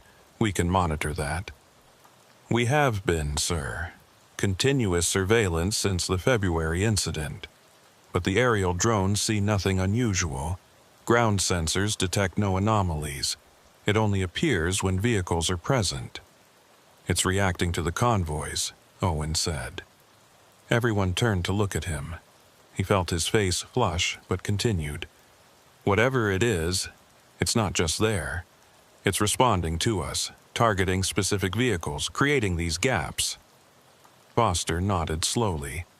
"That's our working theory as well." Davis spoke up, his voice tight. "So something is following military convoys and... what? Doing something to us during these gaps?" "We don't know what it's doing," Foster said. "You have no injuries. Your vehicles show no damage. We've run medical screenings on all previous affected personnel. Everything comes back normal." "Except we can't remember it happening," Martinez said. "Except that, yes." The major crossed his arms. "Recommendations, Dr. Foster?" "Continue standard operations, but implement additional monitoring. I want body cameras on all convoy personnel. I want continuous GPS tracking. And I want a chase vehicle with independent observers following at a distance to provide external verification." "You want to bait it," Reeves said. "I want to observe it properly. Right now, we have fragments. Camera glitches, driver reports, partial footage. We need comprehensive data to understand what we're dealing with." The major considered this. "You're asking me to deliberately expose personnel to an unknown phenomenon. I'm asking you to help us determine if this phenomenon poses an actual threat. Because right now, sir, we have soldiers experiencing unexplained memory gaps during classified material transports. That's a security issue, even if there's no physical danger." The major's jaw worked. "I'll need to escalate this to command. But prepare your monitoring protocol. If we get approval, I want everything documented." He turned to Davis and Martinez. "You two are grounded from convoy duty pending full medical and psychological evaluation. That's not a punishment, it's procedure. Captain Reeves will handle the details." "Yes, sir." They both responded. The major left. Foster began packing up his equipment. Owen stood there, staring at the frozen frame showing that circular shape descending toward the convoy. "Mr. Garrett?" Foster said. Can I have a word?" They stepped into the hallway. Foster kept his voice low. "You made a copy of the footage, didn't you?" Owen's hand went instinctively to his pocket where the encrypted drive sat. Don't confirm or deny, just listen. I've been investigating unusual phenomena for the Department of Defense for 6 years. I've seen a lot of data disappear. A lot of reports get classified beyond retrieval. A lot of witnesses get reassigned to places where they can't talk about what they've seen. Are you saying, I'm saying that if you have personal copies, keep them somewhere very safe. And if anything happens that feels like suppression or interference, there are people you can contact. People who want the truth as much as you do." Foster slipped a card into Owen's hand. No name, just a phone number with a 202 area code, Washington, D.C. "I don't understand," Owen said. "You work for them. Why would you—" "I work for truth," Foster interrupted. "Sometimes that aligns with official interests. Sometimes it doesn't. Just keep the drive safe." He walked away, leaving Owen standing in the hallway with the card in one hand and questions spinning through his mind. 3 days later, the next convoy was scheduled. The major had gotten his approval. Foster's full monitoring protocol was in place. Body cameras on all 12 personnel across 6 trucks, upgraded dashboard systems with redundant recording, GPS trackers with millisecond precision, and a chase vehicle containing Foster and 2 military observers following half a mile behind. Owen was in that chase vehicle. Foster had requested him specifically as someone who understood the data patterns. Captain Reeves had approved it, perhaps glad to have civilian oversight with a military witness present. They departed Nellis at 2100 hours. The convoy moved ahead of them, 6 trucks spaced regulation distance apart. Owen sat in the back of the chase vehicle, watching 3 monitors showing the convoy's camera feeds in real time. The driver was a taciturn sergeant named Williams. The other observer was Lieutenant Diaz, who'd been briefed on the previous incidents but clearly thought the whole thing was overblown. "We're chasing shadows," Diaz muttered as they pulled onto Route 6. Probably just electromagnetic interference from the test range. Foster, sitting in the passenger seat, didn't respond. His attention was fixed on a tablet showing GPS data and sensor readings. Owen watched the trucks ahead. New drivers this time. Reeves had rotated the entire convoy crew to avoid any psychological carryover from the previous incident. These soldiers knew they were being monitored, but not why. Standard procedure, they'd been told. Enhanced documentation for equipment evaluation. 247 hours. They passed mile marker 40. 2213 hours. Mile marker 45. The convoy maintained steady 65 km/h. Radio chatter was minimal. Everything normal. 2238 hours. Mile marker 47. They were entering the zone. Owen felt his pulse quicken. The monitors showed nothing unusual. Dashboard feeds clear, no anomalies. 2245 hours. Still nothing. Owen began to wonder if Diaz was right. Maybe it had been equipment issues. Maybe the pattern would break tonight. Maybe... At 22:47 hours and 22 seconds, every monitor in the chase vehicle went black simultaneously. "What the—" Diaz started. Then the chase vehicle's electronics failed. The engine didn't die, but everything else did. Dashboard lights, radio, GPS, the monitors in back. All of it gone in an instant, leaving them rolling forward in darkness, with only the ambient starlight showing the road. Williams maintained control, muscle memory keeping the vehicle steady even as they went effectively blind. Owen's watch read 22:47:24. He counted silently. 1 Mississippi. 2 Mississippi. 3. The electronics came back. A surge of power that made the monitors flash bright before settling. The dashboard lights blazed. The radio squawked with static. Owen checked his watch. 22:47:43. 19 seconds. Did everyone see that? Foster asked, his voice steady but urgent. Yeah, Williams said. Total electrical failure. 19 seconds, I counted. I saw it, Diaz said. He didn't sound skeptical anymore. Owen looked at his monitors. The feeds from the convoy were live again. But the trucks had changed position. They were further apart than they should be, and they've stopped, Owen said. All 6 trucks were pulled over on the shoulder of Route 6, hazard lights flashing. Nobody was moving. Williams brought the chase vehicle to a stop about 50 yards behind the rear truck. Foster was already unbuckling, reaching for the door handle. Wait, Williams said. Protocol says we observe from distance. Protocol didn't account for the convoy stopping. We need to check on them. Foster opened the door and stepped out. Owen followed, ignoring Williams's protest. Diaz came too, his hand resting on his sidearm. The desert night was cold and absolutely silent. No wind, no insects, no sound except their footsteps on gravel. They approached the rear truck. Number 6 again, Owen noted. The cab lights were on. Through the windshield he could see 2 soldiers sitting motionless, staring straight ahead. Foster knocked on the driver's side window. No response. He knocked harder. This is Dr. Foster. Are you all right? The driver, a young woman, PFC Ruiz according to her name tape, slowly turned her head.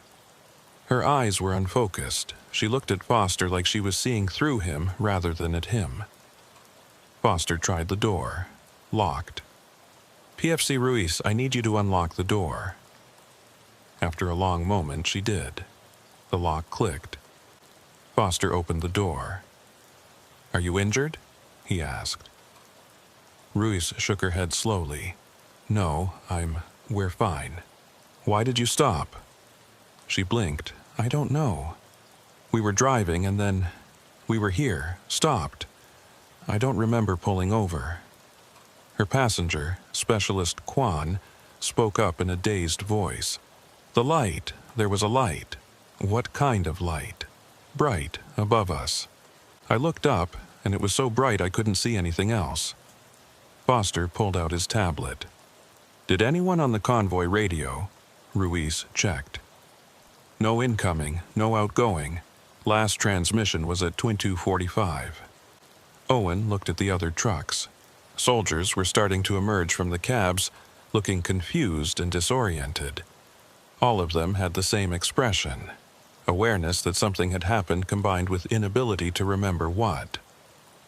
Foster moved quickly from truck to truck asking the same questions, getting the same vague answers. Bright light, sudden stop, no memory of pulling over. All of them reporting the same thing, fear without knowing why they were afraid. Lieutenant Diaz was checking the road surface around the trucks. He called out, Dr. Foster, you should see this. They gathered where Diaz was crouching. He was pointing at the asphalt with his flashlight. The road surface was warm. Not hot, but noticeably warmer than the ambient air temperature. And there was a pattern to it. A circular area roughly 100 feet in diameter, centered between trucks 4 and 5. The warmth was strongest at the center and diminished toward the edges. Foster pulled out a thermal camera and scanned the area. The pattern was clear on the display. A perfect circle of elevated temperature approximately 8 degrees above ambient. Something was here, Foster said quietly. Something that generated significant heat, and it was here recently within the last few minutes. Owen looked up at the sky. Stars overhead. Clear night. No clouds. No aircraft visible.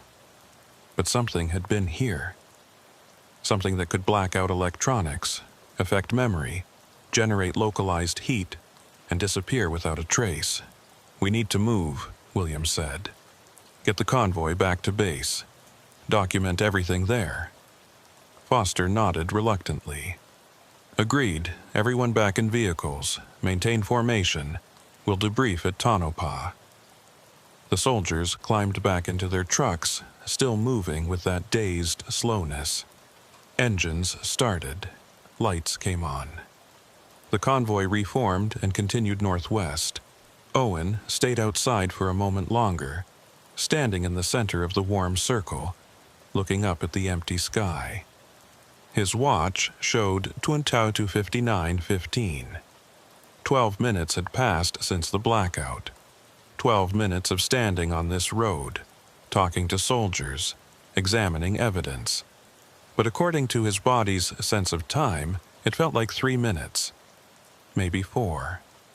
Owen checked his watch again, comparing it to his phone. They matched.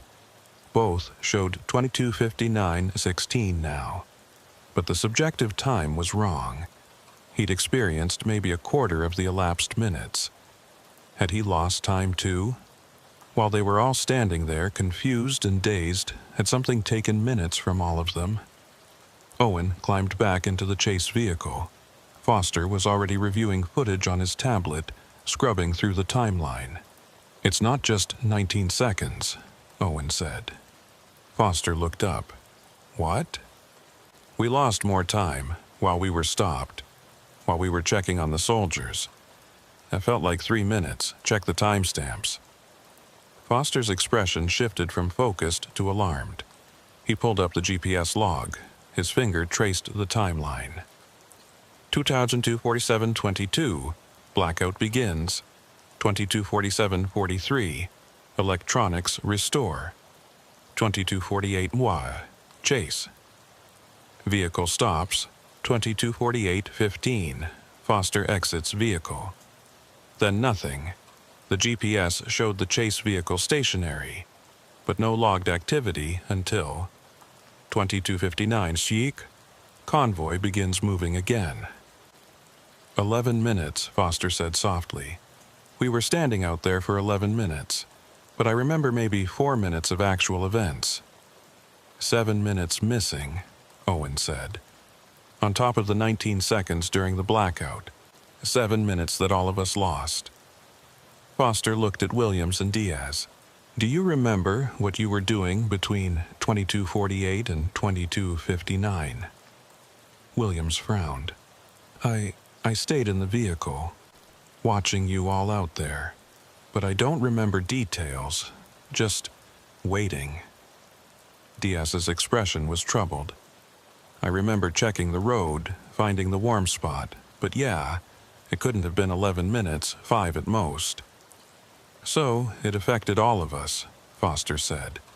"Not just the convoy, all of us within a certain radius." Owen felt cold despite the vehicle's heater. What could do that? What could make 14 people lose 7 minutes and not remember it? Foster was quiet for a long moment. When he spoke, his voice was careful, measured. "I don't know, but I know we just experienced it firsthand. We're not investigating reports anymore. We're witnesses." The convoy continued through the night. Owen watched the monitors, but his mind was elsewhere. Trying to catch those missing 7 minutes. Trying to remember. There was something there. A sound, maybe. Or a presence. Something large and close and observing. But every time he reached for the memory, it dissolved like smoke. By the time they reached Tonopah at 0040 hours, Owen had given up trying to force it. Some things, it seemed, didn't want to be remembered. The debriefing lasted 6 hours. 14 people, 12 convoy personnel, plus Owen and Foster from the chase vehicle, all describing the same phenomenon with variations in detail but identical in the core experience. Light from above. Sudden stop. Time dislocation. Fear without explanation. Medical examinations found nothing. Blood work, normal. Neurological scans, normal. No injuries, no contamination, no physical evidence that anything unusual had occurred. Except for one thing. All 14 personnel showed elevated levels of cortisol, stress hormones, consistent with having experienced extreme fear or danger. But those levels didn't match the time frame. The cortisol indicated approximately 20 minutes of sustained high stress. They'd only been consciously stressed for maybe 2 minutes after regaining awareness, which meant their bodies had experienced 18 minutes of fear they couldn't remember. Dr. Foster compiled all of this into a classified report. Owen helped, cross-referencing footage, GPS data, and medical results. They worked through the morning and into the afternoon, fueled by bad coffee and the knowledge that they'd touched something extraordinary. At 1600 hours, the major appeared in their temporary office. "Dr. Foster, Mr. Garrett. Report to conference room A in 30 minutes. Full presentation. Command wants to hear this directly." He left without waiting for acknowledgement. Owen looked at Foster. "Command, that means generals." Probably. This got escalated fast. Foster didn't look happy about it. Isn't that good? More resources, more support for investigation, or more pressure to classify everything and shut down inquiry. Foster saved his files and encrypted them. When something this strange happens, institutional response can go 2 ways: serious investigation or serious suppression. We're about to find out which this is. 30 minutes later, they entered a room containing 3 generals, 2 colonels, and several civilians Owen didn't recognize but who had intelligence community written all over them. Foster gave his presentation. Calm, factual, showing the footage, the data, the patterns. He downplayed speculation and stuck to observable evidence. When he finished, one of the generals, a woman with steel gray hair and 2 stars, spoke first. "Dr. Foster, in your professional opinion, what are we dealing with?" "Ma'am, I don't have enough data to form a confident opinion, but based on patterns, we're observing a phenomenon that demonstrates apparent intelligence or responsive behavior, technological capability beyond our current understanding, interest in military operations, and the ability to affect both electronics and human consciousness. You're describing something that sounds very much like the classic UFO narrative, Doctor." Foster didn't flinch. "Yes, ma'am. I'm aware of the optics, but the data doesn't care about narratives. Something physical is occurring, something measurable, and it's affecting our personnel." One of the civilians leaned forward. "How many civilians have reported similar incidents in the same area?" Foster consulted his tablet. "We've identified 7 possible correlating reports over the past 18 months. Civilian drivers reporting time discrepancies, equipment failures, and unusual aerial lights along Route 6 in the same general area. None as well documented as our military incidents, but the pattern holds. Are these reports public? Some were posted online. Most have been removed or dismissed. By whom? Unknown, though several disappeared from public forums within days of posting." The intelligence civilians exchanged glances. One of them made a note. The 2-star general spoke again. "Recommendations. Continued monitoring with enhanced protocols. I'd like to establish a permanent observation post in the affected area. I'd also like to attempt controlled contact." The room went very quiet. "Explain," the general said. Foster pulled up a new slide. "We've established that the phenomenon responds to vehicle presence. It targets specific vehicles in predictable ways. That suggests intention and capability for discrimination. If we set up a stationary observation post with invitation signals, lights, radio broadcasts, whatever might draw attention, we could potentially observe it under controlled conditions." "You want to invite it?" "I want to establish communication, yes. Even if that communication is just, we see you, you see us." One of the colonels spoke up, his voice skeptical. "And if it responds aggressively, if your invitation is interpreted as a challenge?" Sir, it's already had opportunities to harm personnel. It hasn't. Every incident has ended with confused but physically unharmed soldiers. That suggests restraint, or at minimum, non-hostile intent. Or that it hasn't achieved its objective yet, the colonel countered. Foster didn't have a response to that. The two-star general stood. Dr. Foster, Mr. Garrett, thank you for your report. We'll deliberate and contact you with our decision. In the meantime, all convoy operations on Route 6 are suspended. We'll use alternate routes for classified material transport. Ma'am, Foster said, suspending operations might cause the phenomenon to relocate or change behavior. We could lose our opportunity to... Doctor, we have 14 personnel who experienced unexplained time loss and memory disruption. That's 14 potential security breaches until we can guarantee this phenomenon isn't hostile or extracting classified information during those gaps. The suspension stands. She left. The others followed. Within 2 minutes, Owen and Foster were alone in the conference room. They're going to bury it, Owen said quietly. Foster was gathering his materials. Maybe. Or maybe they'll investigate quietly. There are always factions, people who want truth versus people who want control. Which faction do you think won just now? Foster gave him a tired smile. Time will tell, but I've been doing this long enough to prepare for both outcomes. He handed Owen another card, different number this time. If I disappear or get reassigned, if this investigation gets shut down, call that number. Tell them everything. There are people who archive this kind of data, people who make sure it doesn't get lost. Owen took the card. Are you expecting to be reassigned? I'm expecting the unexpected, which is all you can do with this work. They left the conference room. Owen returned to his regular monitoring station, where the routine security footage of normal base operations felt surreal after what he'd experienced. He sat at his desk and opened his personal laptop. The encrypted drive with all his copied footage sat in his locked drawer. He should probably destroy it. Keeping classified material was a federal offense, but he didn't. Instead, he uploaded everything to 3 separate cloud accounts under fake names, distributed across different servers. If someone came for the physical drive, the data would survive. His phone buzzed. Text from an unknown number. Same diner as last time, 20 minutes. Owen frowned. He hadn't been to any diner recently.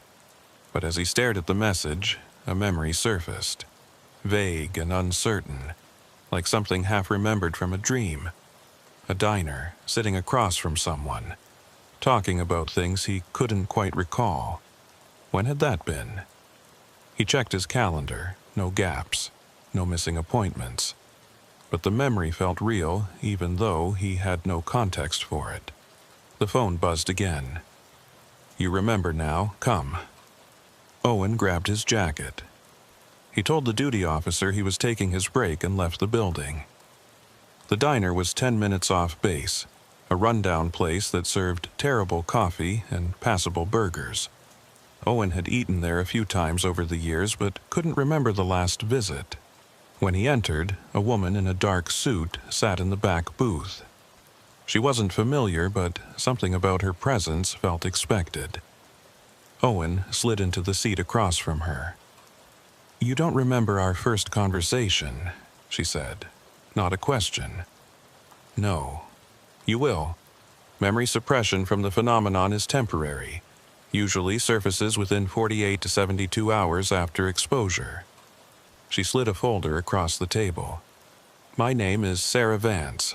I work with a small group that monitors these incidents. Dr. Foster contacted us. Owen opened the folder. Inside were photographs. Different convoys, different locations, but the same pattern. Stopped vehicles, confused personnel, circular heat patterns on roads. How many incidents? Owen asked. Documented? 47 in the past 3 years across Nevada, New Mexico, and Arizona, all near military installations or test ranges, all following similar patterns. 47? But Foster said 5. Foster knows about the ones officially reported through military channels. We've been tracking civilian reports, police records, hospital admissions for confusion and time loss. The pattern is much larger than what the military knows. Owen felt dizzy. What's causing this? Vance leaned back. We have theories. No proof. But the evidence suggests we're being studied, systematically observed by something with technology significantly beyond our own. Observed for what purpose? Unknown. But here's what we do know. It's escalating. The incidents are becoming more frequent. The time displacement is increasing. 3 years ago, the gaps were 2 to 5 seconds. Now we're seeing 19 seconds, plus extended periods of suppressed memory, and the geographic range is expanding. Expanding where? Outward from Tonopah test range, like ripples from a dropped stone. We think something arrived there or woke up there, and it's been exploring systematically ever since. Owen thought about the circular shape descending toward the convoy, the warm spot on the road, the 19 seconds of darkness and 7 minutes of forgotten fear. What do you want from me? Keep documenting. Keep copying data. And when your memories return, and they will, record them immediately. Write everything down before the suppression reasserts itself. Suppression reasserts? You're saying they can make us forget again? Not deliberately. We think it's a side effect. Whatever they use to observe us interferes with memory formation, but the brain tries to reconstruct. You'll have brief windows where you remember. Use them. Vance stood to leave. One more thing. The military is going to offer you a reassignment. Different base, different role. They do this with everyone who gets too close. Take it or don't, your choice. But know that staying means you'll see more of this. And that changes people. She left before Owen could ask more questions. He sat in the booth, staring at the folder of photographs. 47 incidents, years of this happening. And how many more that weren't documented? His phone buzzed. Email from Base Command. Position available, Fort Meade, Maryland. Security analysis, immediate transfer if interested. There it was, the reassignment, the escape route. Owen closed the email without responding. He thought about Davis and Martinez, grounded and confused. About the 14 people who'd lost time and couldn't remember why. About the thermal pattern on the road and the shape descending from above. Something was happening. Something real and significant and unexplained, and running from it wouldn't make it stop. Owen opened his laptop and started a new document. Personal log, Tonopah incidents. He began writing everything he could remember. Every detail from the past 3 days. Every strange moment. Every gap in memory. Every inconsistency. While he wrote, fragments started surfacing. Disconnected images. A voice that wasn't sound. A presence too large to comprehend. A feeling of being examined by something vast and patient. He wrote it all down, racing against the suppression that would try to take these memories away again. Outside the diner, the Nevada sun beat down on empty desert. Route 6 stretched toward Tonopah, carrying its normal traffic of trucks and cars and travelers who had no idea what moved through the darkness above them. And somewhere in that darkness, something watched and waited and continued its study of the small forgetful creatures who kept driving through its territory. 19 seconds at a time, 7 minutes at a time. Until eventually, Owen suspected, it would take more. 6 weeks later, the observation post went up despite the general suspension order. Or rather, a private observation post went up, funded by Vance's group and staffed by volunteers. Owen was one of them. He'd declined the reassignment and taken personal leave instead. Technically, he was on vacation. Actually, he was sitting in a repurposed trailer on a rise overlooking Route 6, watching monitors and waiting. Dr. Foster had been reassigned, Fort Bragg, North Carolina. As far from Nevada as possible while staying in the continental U.S. But before he left, he'd provided Owen with copies of everything. All his research, all his notes, all his theories. The observation post had been operational for 2 weeks. They'd documented 3 civilian incidents: cars stopping, drivers confused, small-time gaps. Nothing as dramatic as the military convoys, but following the same pattern. Tonight was different. At 22:47 hours, the same time the military convoy had experienced its 19-second gap, Owen's monitors all showed a brightness spike, not from the cameras failing, from something appearing. All 6 cameras, positioned at different angles around a half-mile stretch of Route 6, captured the same thing: a large circular object descending from the night sky. It was perhaps 80 feet in diameter, smooth, dark surface that seemed to absorb light rather than reflect it. And it was lowering itself toward the highway with deliberate, controlled movement. Owen grabbed his radio. "Sarah, you seeing this?" "Confirmed." Vance's voice came back. She was in a second observation point 2 miles north. All cameras recording, deploying the drone. A small quadcopter lifted off from their position, flying toward the object. Owen watched it approach on the drone's camera feed. The drone got within 50 feet before its electronics failed. It dropped straight down, crashing into the desert. But those 50 feet had been enough. The footage showed details before the feed died. A perfectly smooth surface with no seams, no markings, and what might have been an opening or sensor array on the underside, facing the road. The object continued descending. It stopped approximately 30 feet above the asphalt and hovered there, perfectly still. No sound, no visible propulsion. Just hanging in the air like gravity didn't apply to it. Owen checked his watch, 22:48. They'd agreed not to approach. Observation only. But sitting in the trailer watching this happen felt inadequate. This was the closest anyone had gotten to documenting this phenomenon, and Owen wanted more. He grabbed a handheld camera and stepped out of the trailer. "Owen, what are you doing?" Vance's voice in his earpiece. "Getting closer footage. That's not the plan. We observed from... The plan assumed we'd get clear footage from the fixed cameras. They're not close enough. I'm going." Owen walked toward the highway, camera running. The object hung in the night sky, a circle of absolute darkness against the star-filled heavens. It didn't react to his approach. At 200 yards, his camera started glitching. The image flickered. At 100 yards, the glitching increased, but the camera stayed functional. At 50 yards, Owen stopped. This was close enough to see details, but far enough that maybe his electronics would survive. Through the viewfinder, he could see the object clearly now. The surface wasn't uniform. There were subtle variations, patterns that might have been panels or might have been something else entirely. And the underside did have openings.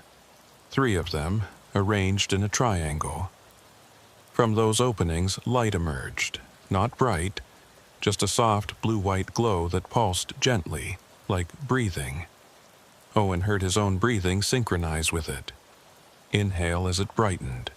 Exhale as it dimmed. He tried to break the pattern but couldn't. His lungs followed the rhythm involuntarily. And then he heard the voice, not through his ears, through his mind, like thoughts that didn't originate from his own consciousness. "Why do you run?" Owen's hands shook, nearly dropping the camera. "I'm not running. I'm here. Others run, forget, fear, You remember. Why? Because I want to understand. The light pulsed faster. Owen's breathing accelerated to match, his heart rate climbing. Not fear, excitement, adrenaline. Understand what? What you are. Why you're here. What you want. A pause. The pulsing slowed. Owen's breathing calmed. We observe. Learn. Understand you. As you seek to understand us. Why make us forget? Memory is fragile. Observation disrupts. Not intention. Side effect. You understand side effects. Owen thought about radiation. About how observation at the quantum level changes what's observed. About how his own presence right now was probably affecting whatever data this thing was collecting. Yes, I understand. Good, you will help others understand when they are ready. How will I know when they're ready? You will remember. When memory returns fully, when suppression ends, you will know. The object began ascending. Slowly at first, then faster. The blue-white light dimmed and vanished. Within seconds, it was just a dark circle against the stars. Then it was gone entirely, moving with impossible acceleration toward the northwest. Owen stood there, camera still recording, breathing hard. His watch showed 22:51:12, 3 minutes. The entire conversation had taken 3 minutes, but Owen knew that when he reviewed the footage, when he checked the timestamps, he'd find gaps, find inconsistencies, find 19-second holes where his camera saw nothing but his mind remembered everything. Because that's how it worked. The phenomenon created gaps in technology while leaving memory, eventually, intact. He walked back to the trailer. Vance was already on the radio, her voice urgent. Owen, are you okay? You stopped responding for 17 minutes. I'm fine. I talked to it. You what? I talked to it. It communicated. I'll explain when I get back. But even as he said it, Owen felt the memories starting to slip. Not gone, just receding. Like trying to remember a vivid dream hours after waking. He immediately opened his laptop and started typing. Word vomit, stream of consciousness, everything he could recall before suppression reasserted itself. Blue light, synchronized breathing, questions and answers. Why do you run? We observe. He typed for 20 minutes straight, capturing everything. When he finally stopped, exhausted, he had 3 pages of notes that he'd review later and find half nonsensical but emotionally true. Vance arrived an hour later. She reviewed his camera footage. The approach to the object was clear. Then 19 seconds of darkness. Then Owen, standing alone on the highway, camera pointed at empty sky for 11 minutes. Then the footage resumed with him walking back to the trailer. 31 minutes total. Owen consciously remembered maybe 10. This is important, Vance said, rewinding to watch again. This is the first documented close approach that didn't result in complete memory suppression. You retained fragments. Why me? I don't know, but it suggests the suppression isn't absolute. Maybe proximity matters. Maybe intention matters. Maybe it chose to let you remember enough to serve as a messenger. A messenger for what? Vance pointed to his notes. For whatever message you wrote down, when you're ready to decode it, when your full memory returns, that's when we'll know what it wanted to communicate. Owen looked at his 3 pages of stream of consciousness writing. In the morning, he'd probably dismiss half of it as confabulation, memory filling in gaps with imagination. But some of it would be real. Some of it would be accurate. And eventually, he'd know which parts were which. We're being studied, Owen said quietly. That's the core of it, isn't it? Something is studying humanity, and Route 6 is just one of its observation points. That's our theory. And if you're right, if the incidents are escalating, then maybe the study is reaching its conclusion. Maybe whatever's observing us is almost done collecting data. And then what? Vance had no answer for that. They packed up the observation post equipment as dawn broke over the Nevada desert. The highway below them carried its normal early morning traffic. Trucks and cars moving between cities, drivers with coffee and destinations, living normal lives, not knowing that above them, in the darkness they couldn't see, something vast and patient continued its examination of their species. 19 seconds at a time, 7 minutes at a time, until eventually the study would be complete, and humanity would learn what it meant to be truly understood by something incomprehensibly other. Owen drove back to Las Vegas as the sun climbed. His encrypted drive held documentation of the closest recorded contact with the phenomenon. His notes contained fragments of communication that might or might not be real. And in his mind, deeper than conscious thought, a presence lingered. Like an echo of something enormous briefly touching a small mind and leaving an imprint. He'd remember more. Vance promised that. The suppression would fade over weeks or months, and full memory would return in fragmentary bursts. When it did, Owen would write it all down, would document everything, would serve as the messenger he'd been chosen to be. Because that's what happened when you stopped running. You became part of the story instead of just a witness to it. And whether that was a gift or a curse, Owen wouldn't know until the full memory returned and he finally understood what he'd agreed to during those missing minutes. The road stretched ahead, endless and empty. Above, the sky was blue and normal, but Owen knew the truth now. Normal was just what happened when you couldn't remember what was really there.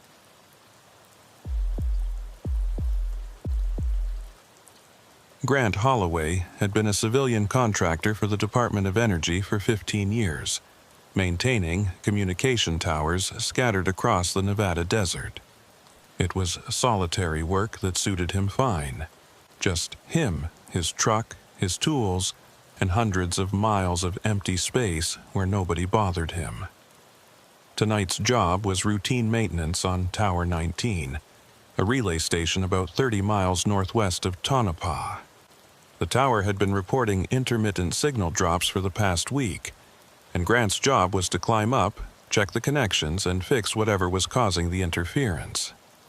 He'd arrived at sunset, giving himself time to unload equipment and set up his work lights before full darkness. His assistant, Brett Kowalski, was hauling cable from the truck when Grant first noticed the light. It was low on the horizon, southwest of their position. At first, Grant thought it might be an aircraft from the test range. They saw military planes often enough out here. But this light wasn't moving the way aircraft moved. It hung stationary, maybe 5 miles out, just a single white point against the darkening sky. "Brett, you see that?" Grant called down from where he was securing his climbing harness. Brett straightened, following Grant's gaze. "Yeah, helicopter?" Too still, and too high for a chopper. They watched it for a moment. The light remained perfectly motionless, not drifting with wind, not changing altitude, not doing anything except existing in that one spot. "Probably a drone," Brett said, losing interest. "Test range flies them all the time." Grant wasn't convinced, but he had work to do. He finished securing his harness and started the climb. The tower stood 180 feet tall, a lattice of steel that swayed slightly in the evening breeze. Grant had made this climb dozens of times and barely thought about the height anymore. At the 120-foot platform, he stopped to check the first relay junction. Everything looked normal, no loose connections, no corrosion. He pulled out his multimeter and started testing voltage. That's when the light changed. Grant glanced toward it automatically, the way you might glance at movement in your peripheral vision. The single point of light was no longer single. It had split into 3. not gradually, not with any visible process. Between one moment and the next, the single light had become 3 separate lights arranged in a perfect triangle. Each light was identical to the original, same brightness, same white color, same steady glow, and they were moving.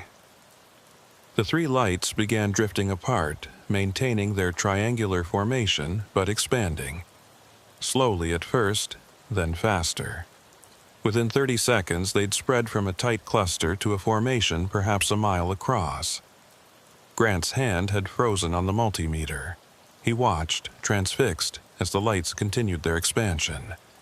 They maintained perfect geometric precision. The triangle never distorted, never lost its shape, just grew larger. "Brett," Grant called down. "You seeing this?" "Holy shit," came the reply. Brett's voice carried an edge Grant had never heard before. Fear, maybe. Or awe. The lights stopped expanding when the triangle was roughly 2 miles across. Then they began moving towards the tower. Not quickly, just a steady, deliberate approach. All 3 lights maintaining formation, moving as a single unit despite being separated by significant distance. Grant found his voice. "Brett, get the camera. Document this." He heard scrambling below as Brett rushed to the truck. Grant kept his eyes on the approaching lights. They were maybe 3 miles away now, perhaps 1,000 feet in altitude. As they got closer, he could see they weren't points anymore. They were objects. Circular, smooth, with that white glow emanating from their surfaces rather than from any visible light source. Each object appeared to be about the size of a small car, perfectly circular, no visible propulsion, no sound at all. And at this distance, if they were helicopters or drones, Grant should be hearing engines or rotors. Just silence and steady approach. Brett climbed partway up the tower, stopping at the 40-foot platform with the Sierra. "I got it. I'm recording." "Good. Keep it rolling." The triangle of lights continued closer. 2 miles. 1.5. 1 mile. Grant could see details now. The surfaces weren't smooth. They had texture, subtle patterns that might have been panels or might have been something else. And the light was definitely coming from within or beneath the objects, not from any external source. At 1/2 mile, the light stopped, all 3 simultaneously, as if responding to a single command. They hung there in perfect formation, arranged in an equilateral triangle with the tower at its approximate center. Grant's radio crackled. He'd forgotten he had it clipped to his harness. "Unit 7, this is Tower Command. Report your status." Grant grabbed the radio. "Tower Command, this is Unit 7. We're observing 3 unknown aerial objects in formation near our position. They're stationary, approximately half-mile radius. No visible means of propulsion. Static. Then, Unit 7, confirm you are observing aerial objects." "Confirmed. 3 objects, circular, emitting white light. They've been maneuvering for the past 5 minutes. We're documenting on camera." A longer pause. "Unit 7, stand by." Grant looked at Brett, who was still filming. "You getting this?" "Yeah, all 3 of them. This is insane." The objects remained motionless for perhaps 2 minutes. Grant checked his watch, 7:47 p.m. He made a mental note to document the exact timeline later. Then the leftmost light began moving again, not toward the tower, upward. It ascended smoothly, gaining maybe 500 feet in altitude, then stopped. The rightmost light descended by the same amount. The top light remained at its original altitude. They'd changed from a horizontal triangle to a vertical one, with the tower still at the center of their formation. "What are they doing?" Brett's voice was tight with tension. "I don't know, but they're coordinated. This is deliberate." Grant pulled out his phone and checked for signal. 2 bars. Enough. He opened the camera app and started taking photos. The objects were clear in the frame, though the phone's camera struggled with the brightness and distance.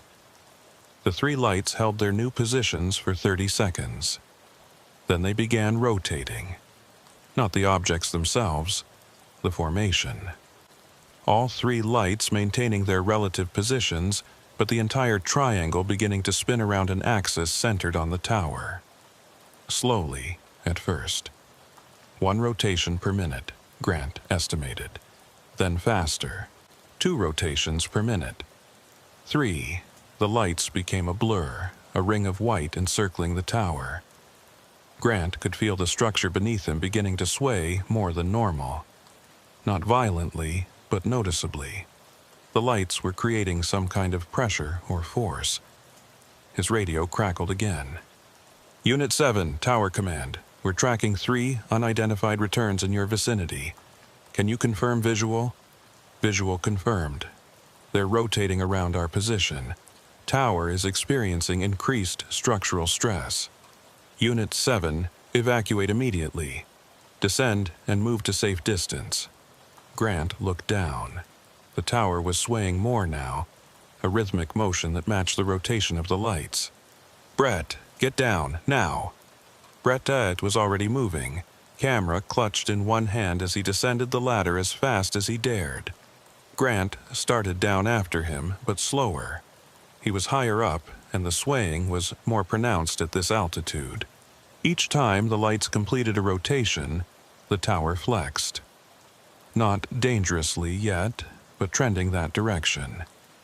He descended maybe 20 feet when the lights stopped rotating. The sudden cessation of movement was startling. One moment, they were blurred circles.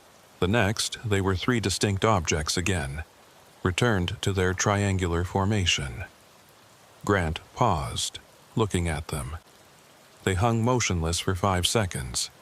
Then they began moving toward each other, all 3 lights converging on the same point, approaching from their 3 positions. Grant watched, his hands frozen on the ladder as the objects moved closer and closer together. They should have collided. 3 solid objects approaching the same point in space should have crashed into each other. They didn't. Instead, when they reached the convergence point, they merged. 3 lights became one, flowing together like water droplets combining. There was no flash, no sound, no visible process, just 3 objects occupying the same space and becoming a single object. The merged light was brighter than any of the individual lights had been. It hung there for a moment, roughly 200 feet above the desert floor and half a mile from the tower. Then it shot straight up. The acceleration was impossible. 0 to thousands of miles per hour in an instant. The light became a streak, then a point, then nothing, disappearing into the night sky so fast that Grant's eyes couldn't track it. Total elapsed time, less than 1 second. Grant stood on the ladder, breathing hard, staring at empty sky. Below, Brett was on the ground, still filming upward. "Did you see that? Did you fucking see that?" "Yeah," Grant said quietly. "I saw it." His radio was going crazy. Tower Command demanding status reports. Other voices Grant didn't recognize asking questions, requesting confirmation, ordering him to evacuate. He ignored them all and finished his descent. When his feet hit solid ground, his legs almost gave out. The adrenaline was wearing off, leaving him shaky and exhausted. Brett was checking the camera footage. "I got it, all of it. The split, the rotation, the merge. It's all here." Grant pulled out his phone. 7:53 p.m. The entire incident had lasted 6 minutes from first observation to final departure. 6 minutes that would change everything he thought he knew about what was possible. They didn't finish the tower maintenance that night. Tower Command ordered them back to base immediately, and for once, Grant didn't argue. He and Brett packed their equipment in silence, both men processing what they'd witnessed, neither quite ready to put it into words. The drive back to Tonopah took 40 minutes. Brett played the camera footage on loop, watching it over and over as if repetition would make it more comprehensible. "Grant, we just saw something that shouldn't exist." "I know. I mean really shouldn't exist. Those weren't drones, weren't helicopters. Nothing we have can move like that." "I know," Grant repeated. He kept his eyes on the road, but his mind was replaying the moment when 3 lights became 1. That merging. That was the part he couldn't rationalize. Everything else, the formation flying, the rotation, even the impossible acceleration, could theoretically be explained with advanced enough technology. But 3 solid objects occupying the same space, that violated basic physics. They arrived at the Department of Energy facility at 8:45 p.m. A security officer was waiting at the gate. "Mr. Holloway, Mr. Kowalski, you're to report to Conference Room B immediately. Bring all documentation and equipment." Conference Room B was already occupied when they arrived. 3 people Grant didn't recognize, 2 in military uniforms, 1 in civilian clothes. The civilian was a woman in her 50s with steel gray hair and an expression that suggested she'd seen things like this before. "Gentlemen, I'm Dr. Patricia Hammond with NNSA's Threat Assessment Division. These are Colonel Rivers and Major Park from Nellis Air Force Base. We need to review what you observed tonight." Grant and Brett sat. Major Park pulled up a screen showing radar data. "At approximately 1947 hours, we began tracking 3 unidentified returns near your position. They appeared simultaneously on radar, no approach detected. Initial altitude approximately 2,000 feet. Does that match what you observed?" Grant nodded.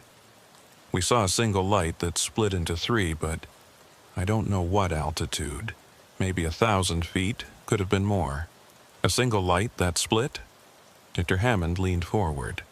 "Explain." Grant described what they'd seen. The stationary light, the instantaneous division into 3 objects, the geometric precision of their movements, the rotation, the merger, the departure. As he talked, he watched their faces. Colonel Rivers looked skeptical. Major Park looked concerned. Dr. Hammond looked unsurprised, which was somehow the most unsettling response. When Grant finished, Dr. Hammond turned to Brett. "And you have this on camera?" Brett held up the camera. "Everything except the initial split. I got from when they were in formation until they left. I'll need that footage." "I figured."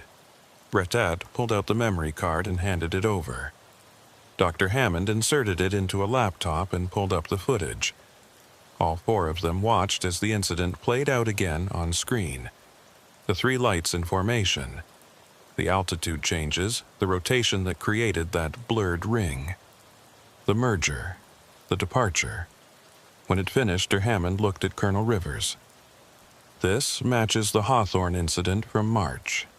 Rivers nodded grimly. "And the Black Rock Desert sighting from January."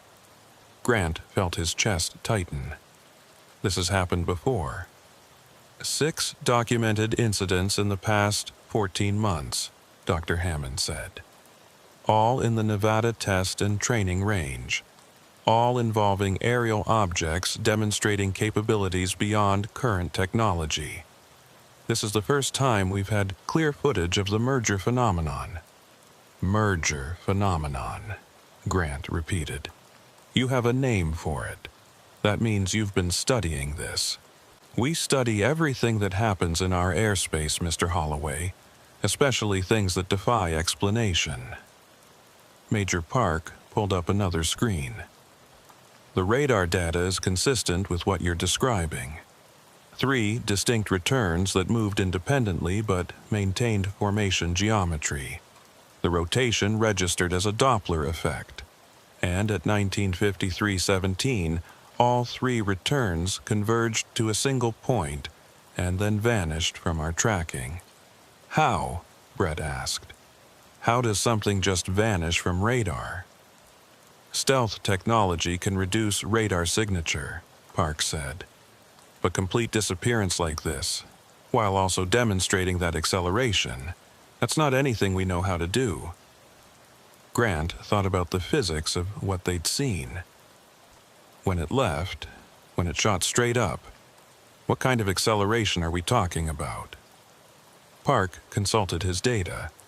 Based on radar tracking before signal loss, we estimate approximately 15,000 miles per hour within 0.8 seconds. That's roughly 20,000 Gs of acceleration. Nothing biological could survive that, Rivers said. The crew would be liquefied. Maybe there was no crew, Brett suggested. Maybe they're drones, advanced AI. Possible, Dr. Hammond said. But that doesn't explain the merger. 3 separate craft sharing the same physical space violates our understanding of matter.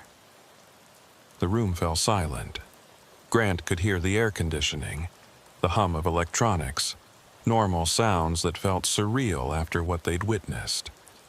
Finally, he asked the question that had been nagging him since the lights first split. Why our tower? Why that specific location? Dr. Hammond pulled up a map. Red dots marked locations across Nevada. Grant counted 8 of them. Every incident has occurred near Department of Energy facilities or military installations, specifically locations with significant electromagnetic infrastructure, communication towers, radar stations, power substations. You think they're attracted to EM fields? We think they're studying them, or us, or both. She zoomed in on Tower 19's location. Your tower broadcasts on multiple frequencies, handles military and civilian communications, and sits at a geographic nexus point.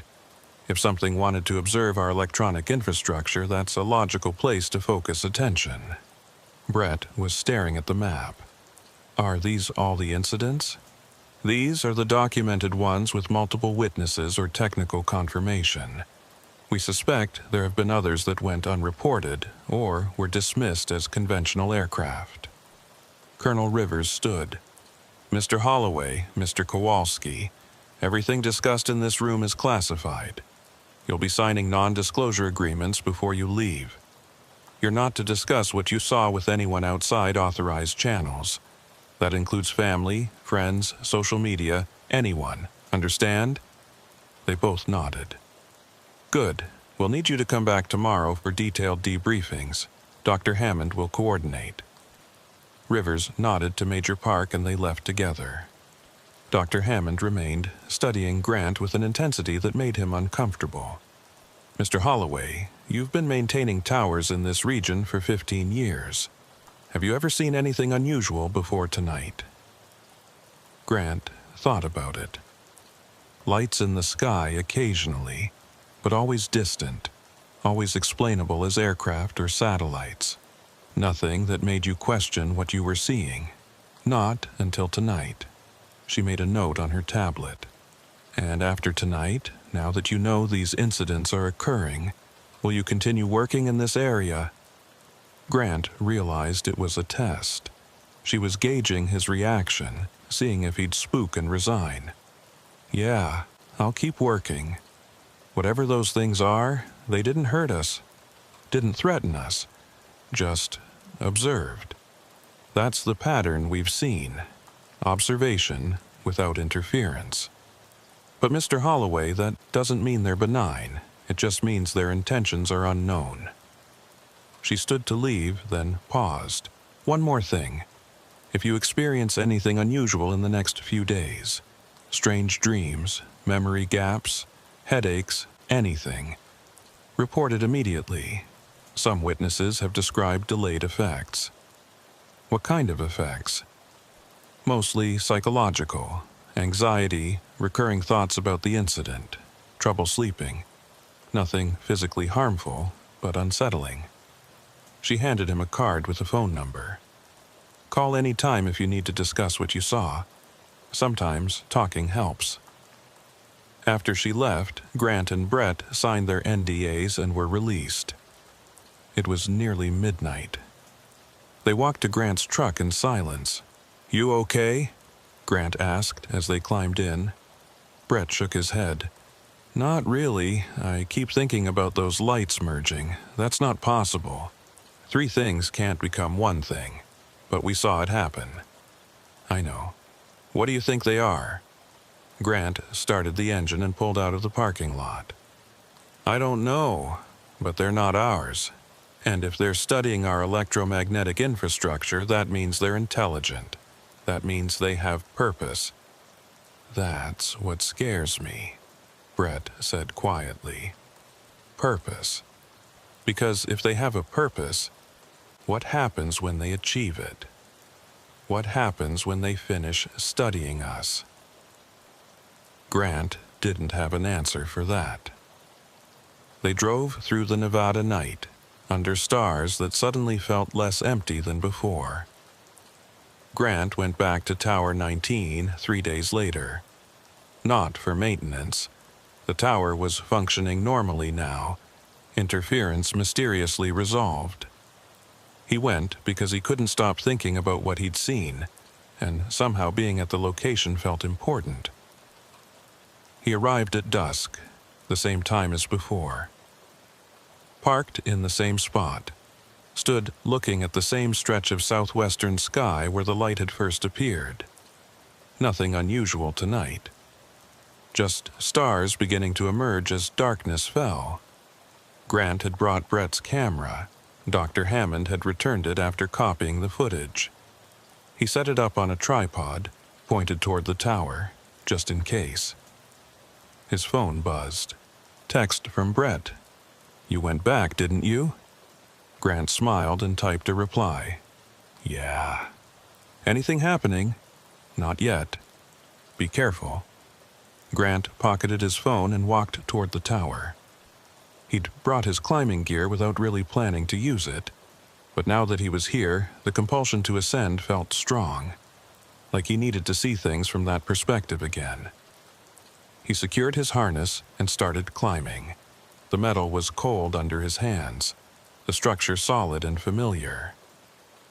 At the 120-foot platform where he'd been standing when the lights split, Grant stopped and sat down, legs dangling over the edge. The desert stretched in all directions, empty and vast. Somewhere out there, in that emptiness, something had appeared and performed impossible maneuvers and then vanished. Something intelligent. Something with capabilities that made human technology look primitive. Grant thought about Dr. Hammond's map. 8 documented incidents. But how many undocumented? How many people had seen these things and said nothing, afraid of ridicule or consequences? His radio crackled. He'd brought it without thinking. Old habit. "Unit 7, this is Tower Command. We show you at Tower 19. What's your status?" Grant grabbed the radio. "Tower Command, Unit 7. Just performing visual inspection. Everything nominal. Copy that. Be advised we have intermittent radar contacts in your area. Nothing confirmed, but stay alert." Grant's pulse quickened. What kind of contacts? Transient returns, possibly atmospheric, but given recent activity, we're logging everything. If you observe anything unusual, report immediately. "Will do." Grant clipped the radio back to his harness and scanned the sky. Still nothing visible, but knowing that radar was picking up something made his nerves sing with anticipation. 20 minutes passed. The sky darkened fully. Stars brilliant and clear, no moon yet. Grant found himself relaxing despite the situation. There was something peaceful about being this high up, away from everything. Just him in the desert and the night. Then his radio crackled again. No voice this time. Just static. The pattern was wrong, though. Not random interference, but structured, rhythmic, like the pulses had meaning. Grant listened. The static rose and fell in waves, 3 bursts, pause, 3 bursts, pause, 3 bursts, a pattern of 3. He grabbed his binoculars and scanned the southwestern horizon. Nothing. He checked his watch, 8:13 p.m. 26 minutes later than the previous incident. The static continued its pattern. 3 bursts, pause, 3 bursts. Then his multimeter, still clipped to his belt from when he'd half-heartedly checked some connections earlier, began emitting a tone. Not an error beep. A steady tone that rose and fell in pitch. Grant unclipped it and looked at the display. The meter was active, measuring voltage on circuits he wasn't connected to. The reading fluctuated wildly. 0V, 40V, 0V, 180V, V, 110V. 3 spikes, just like the radio bursts. Something was affecting his equipment. Something was communicating. Grant pulled out his phone and started recording. He placed it next to the multimeter, capturing both the strange display and the radio static. "I don't know if you can understand me," Grant said, feeling foolish but compelled to try. "But I'm here. I'm listening." The radio static changed. The bursts became faster. The multimeter's readings spiked higher. Then, in the southwestern sky, 3 lights appeared. Not one light splitting this time. 3 distinct points materializing simultaneously, arranged in the same triangular formation as before. They were further away than last time. Grant estimated 5 miles out. But even at that distance, he could see they were identical to what he'd observed 3 days ago. Same size, same brightness, same white glow. The lights remained stationary for 30 seconds. Then they began moving toward the tower, slowly, deliberately. Grant grabbed his radio. "Tower Command, Unit 7. I have visual on 3 aerial objects, bearing southwest. Range approximately 5 miles. They're approaching." "Copy, Unit 7. We confirm 3 radar returns. Do you have camera documentation?" "Camera is running." Grant looked down.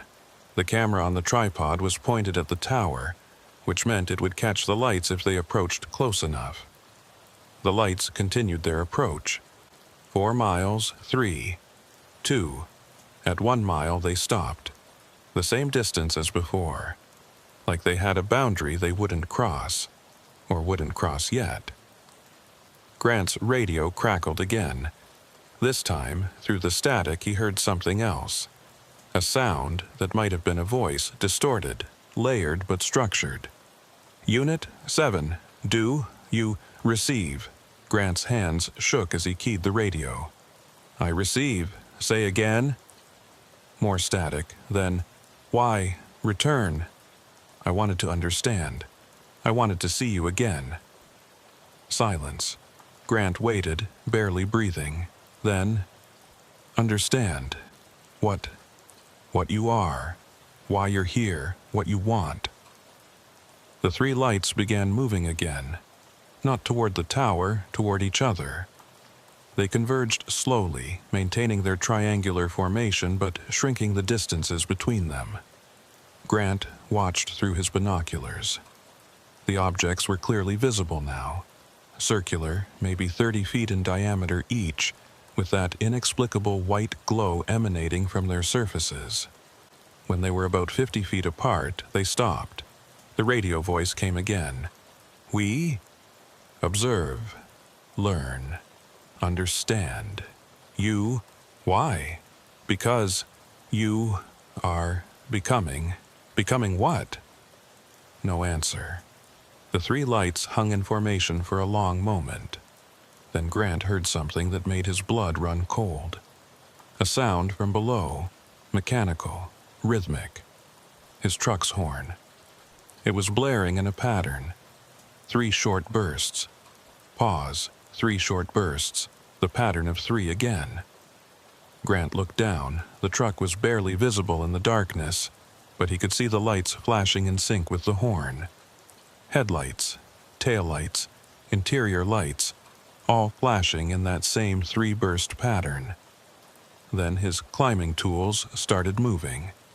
His hammer, clipped to his harness, began swinging on its lanyard, not randomly, in circles. Precise circles that matched the rotation he'd seen the lights perform 3 days ago.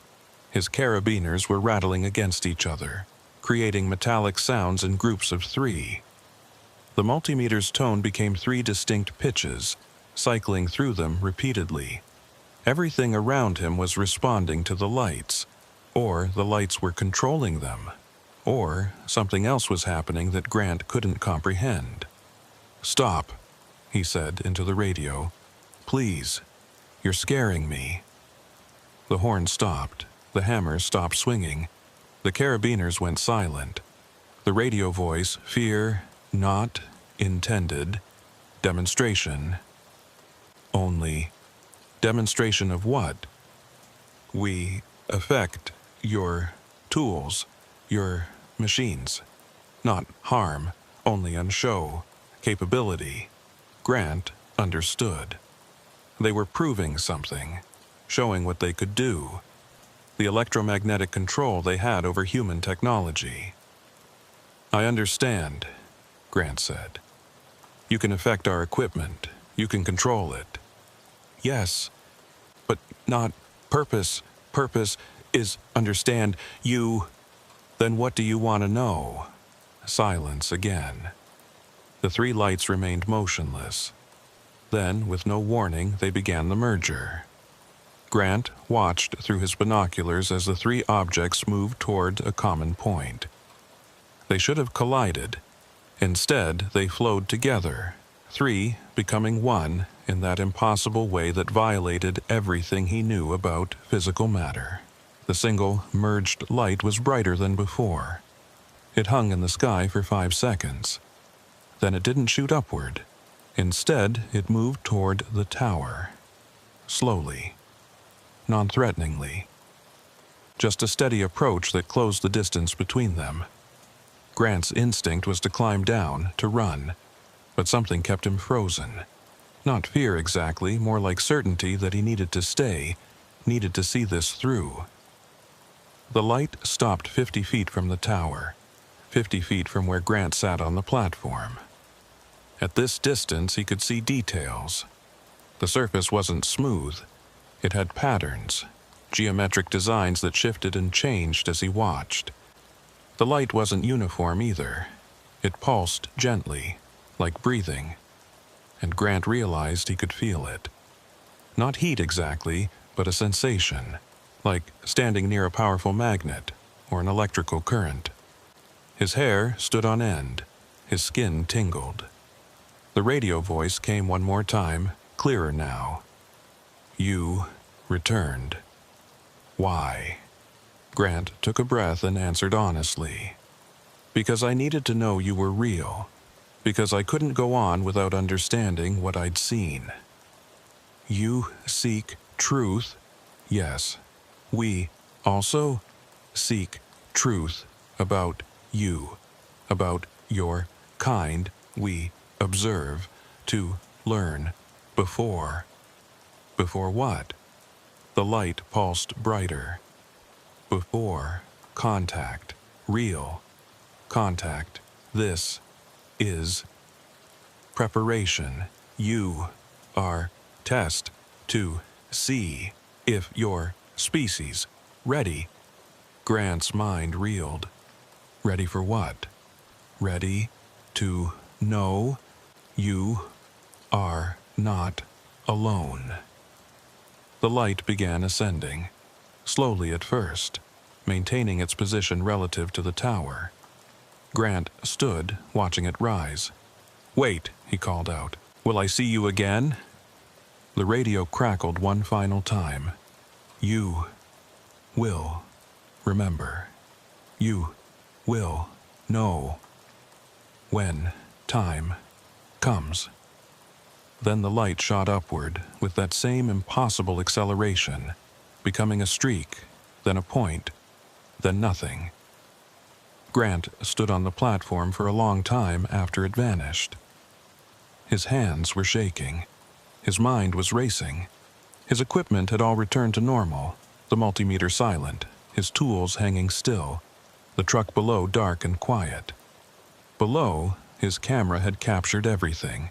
The approach, the conversation, if you could call it that, the final ascent. Grant's phone buzzed. Text from Dr. Hammond. We observed the incident. Report immediately. Grant typed back. On my way.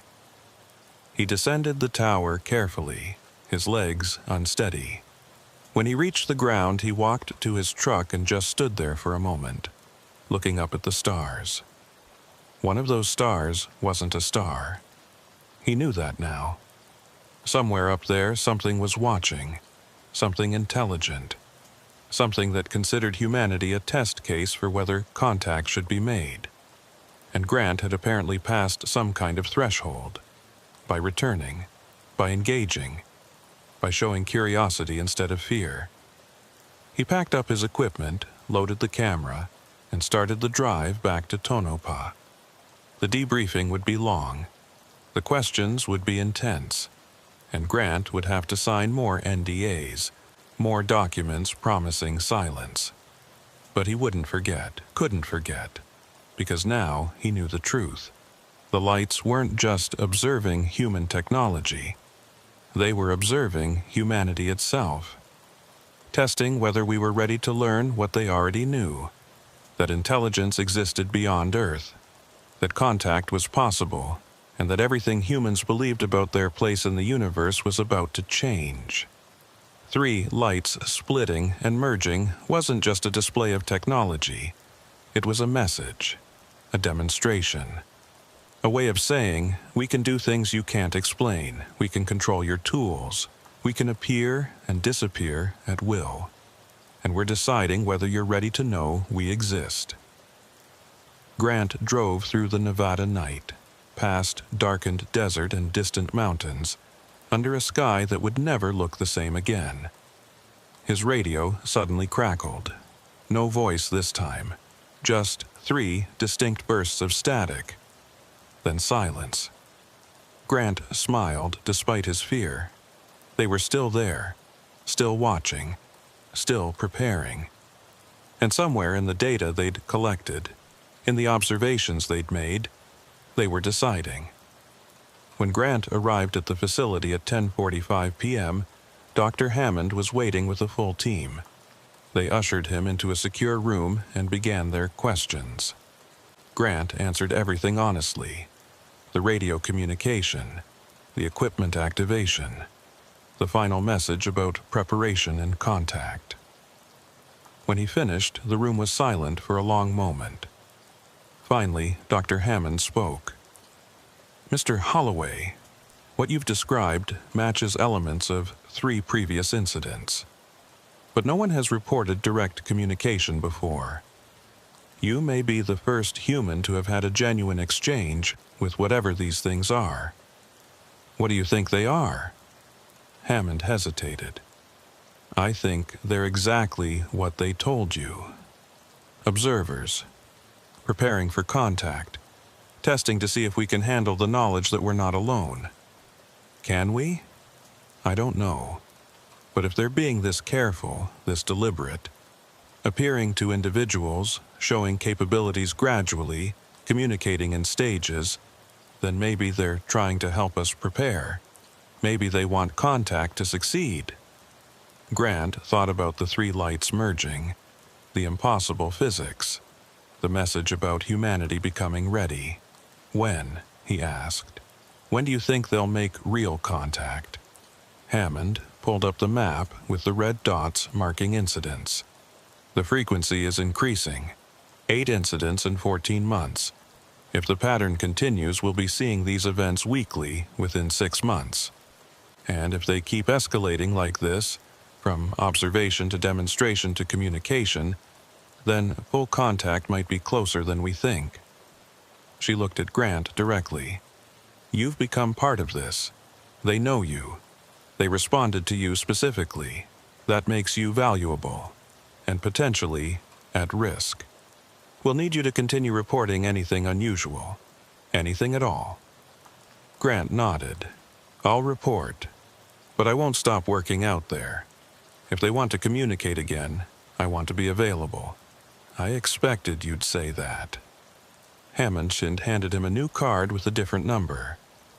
"This is a direct line to a monitoring team, 24 hours. If you see lights, hear patterns, experience anything strange, call immediately.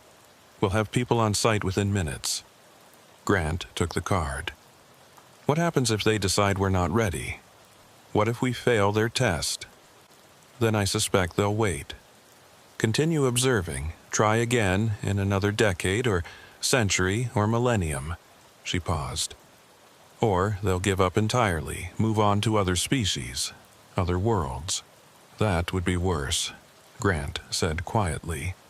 "Knowing they were here, knowing contact was possible, and having them decide we weren't worth the effort."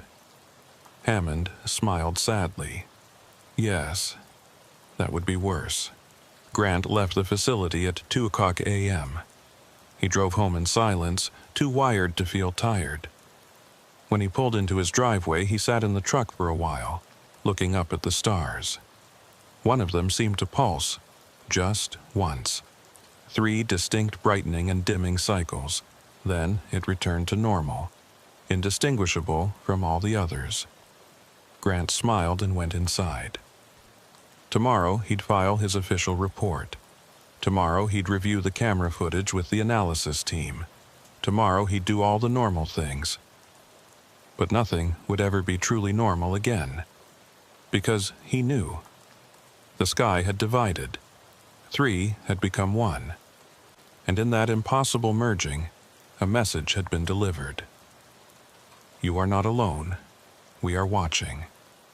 And soon, when you're ready, we will meet." The only question was whether humanity would be ready when that moment came. Grant fell asleep at dawn, finally exhausted. And in his dreams, 3 lights danced in formation, splitting and merging, creating patterns that his conscious mind couldn't understand, but some deeper part of him recognized as language. The language of beings who communicated not through words but through demonstration, through showing what was possible, through dividing the sky and proving that reality was far stranger and more wonderful than humanity had ever imagined. Epilogue. 3 weeks later, Grant was back at Tower 19 for the 4th time since the second encounter. Not for maintenance. The tower had been functioning flawlessly. He came because he'd been called. Not by Dr. Hammond or Tower Command. Called by something else. A feeling that started as a subtle pull and grew stronger each day until he couldn't ignore it anymore. He'd learned to recognize the signs. The pattern of 3s appearing in his daily life. His alarm going off at 3:33 a.m. 3 nights in a row. Finding 3 coins on the ground in 3 different locations. His multimeter displaying reading of 333 volts when testing a circuit that should have shown 240. They were communicating, letting him know they wanted another meeting. This time he'd brought more equipment. Not just cameras, but a spectrum analyzer, an electromagnetic field detector, and a portable oscilloscope. If they were going to demonstrate their capabilities again, he wanted to capture every measurement possible. Brett had wanted to come, but Grant had declined. This felt personal. The lights had responded to him specifically last time. He needed to see if that connection was real or coincidence. He arrived at sunset again, 8:47 p.m., which his pattern-seeking brain immediately noted added up to 3. He was probably seeing patterns that weren't there. But then again, maybe that was the point. Maybe learning to recognize patterns was part of the test. Grant set up his equipment in a semicircle around his truck, each instrument calibrated and recording. Then he climbed the tower to the 120-foot platform and waited. The desert stretched quiet and empty. A slight breeze carried the smell of sage and dust. Above, the first stars were emerging. At 9:09 p.m., 3 minutes past the pattern, Grant's radio crackled. 3 bursts of static. Then silence. He grabbed the radio. "I'm here. I received your signal." No response. But Grant knew the pattern now. They didn't respond immediately. They waited, building anticipation. Or maybe just operating on a time frame that didn't match human impatience. At 9:12 p.m., his electromagnetic field detector began chirping. Grant looked down at his instrument array. The EMF readings were spiking, not dangerously high, but definitely elevated above background levels. Then he saw it. Not in the southwest this time, directly overhead. A single point of light, much higher than before. Maybe 5,000 feet up, Grant estimated. Just a white dot that could have been mistaken for a bright star if it weren't for the fact that it was moving. Descending, slowly, deliberately. Grant watched it come down. The descent was perfectly vertical, perfectly controlled. No deviation, no drift. Just a steady lowering toward his position. At 2,000 feet, it stopped. Grant raised his binoculars. The object was circular, larger than the ones he'd seen before, maybe 50 feet in diameter. The white glow was softer this time, less intense, almost gentle. His radio crackled. Grant, Holloway. They'd used his name, his full name. That was new. "Yes, I'm here." "You returned again. Why?" "Because you called me. The patterns, the threes, I recognized them." A pause, then, "You learn quickly. This is good, your species capable of adaptation." The object began descending again. 1,500 feet, 1,000, 500. It stopped at 300 feet directly above the tower. Close enough that Grant could see details even without binoculars. The surface had that same shifting geometric pattern, but more complex now, like watching code being written and rewritten in real time. "What do you want from me?" Grant asked. "Not from you. For you, we show more now, because you ready. Show me what?" The object pulsed once, twice, 3 times. Then it split. But not into 3 this time, into 6. The single light divided into 6 identical objects, arranging themselves in a hexagonal formation around the central point where the original had been. The precision was perfect. Each object equidistant from its neighbors, the hexagon mathematically exact. Grant's spectrum analyzer went crazy. The readings showing electromagnetic signatures across frequencies that shouldn't have been possible. His oscilloscope displayed waveforms that violated standard physics, waves moving in patterns that suggested they were affecting time itself. The 6 lights held formation for 10 seconds. Then they began moving. Not randomly. Each light traced a specific path. Grant watched, trying to understand the pattern. They were drawing something in the sky. A shape. A symbol. It took him a moment to recognize it. A double helix, like DNA. The 6 lights completed their pattern and returned to their hexagonal formation. Grant's breath caught. "You're showing me genetics, evolution. You're saying this is about biology?" "Biology, consciousness, evolution, all connected.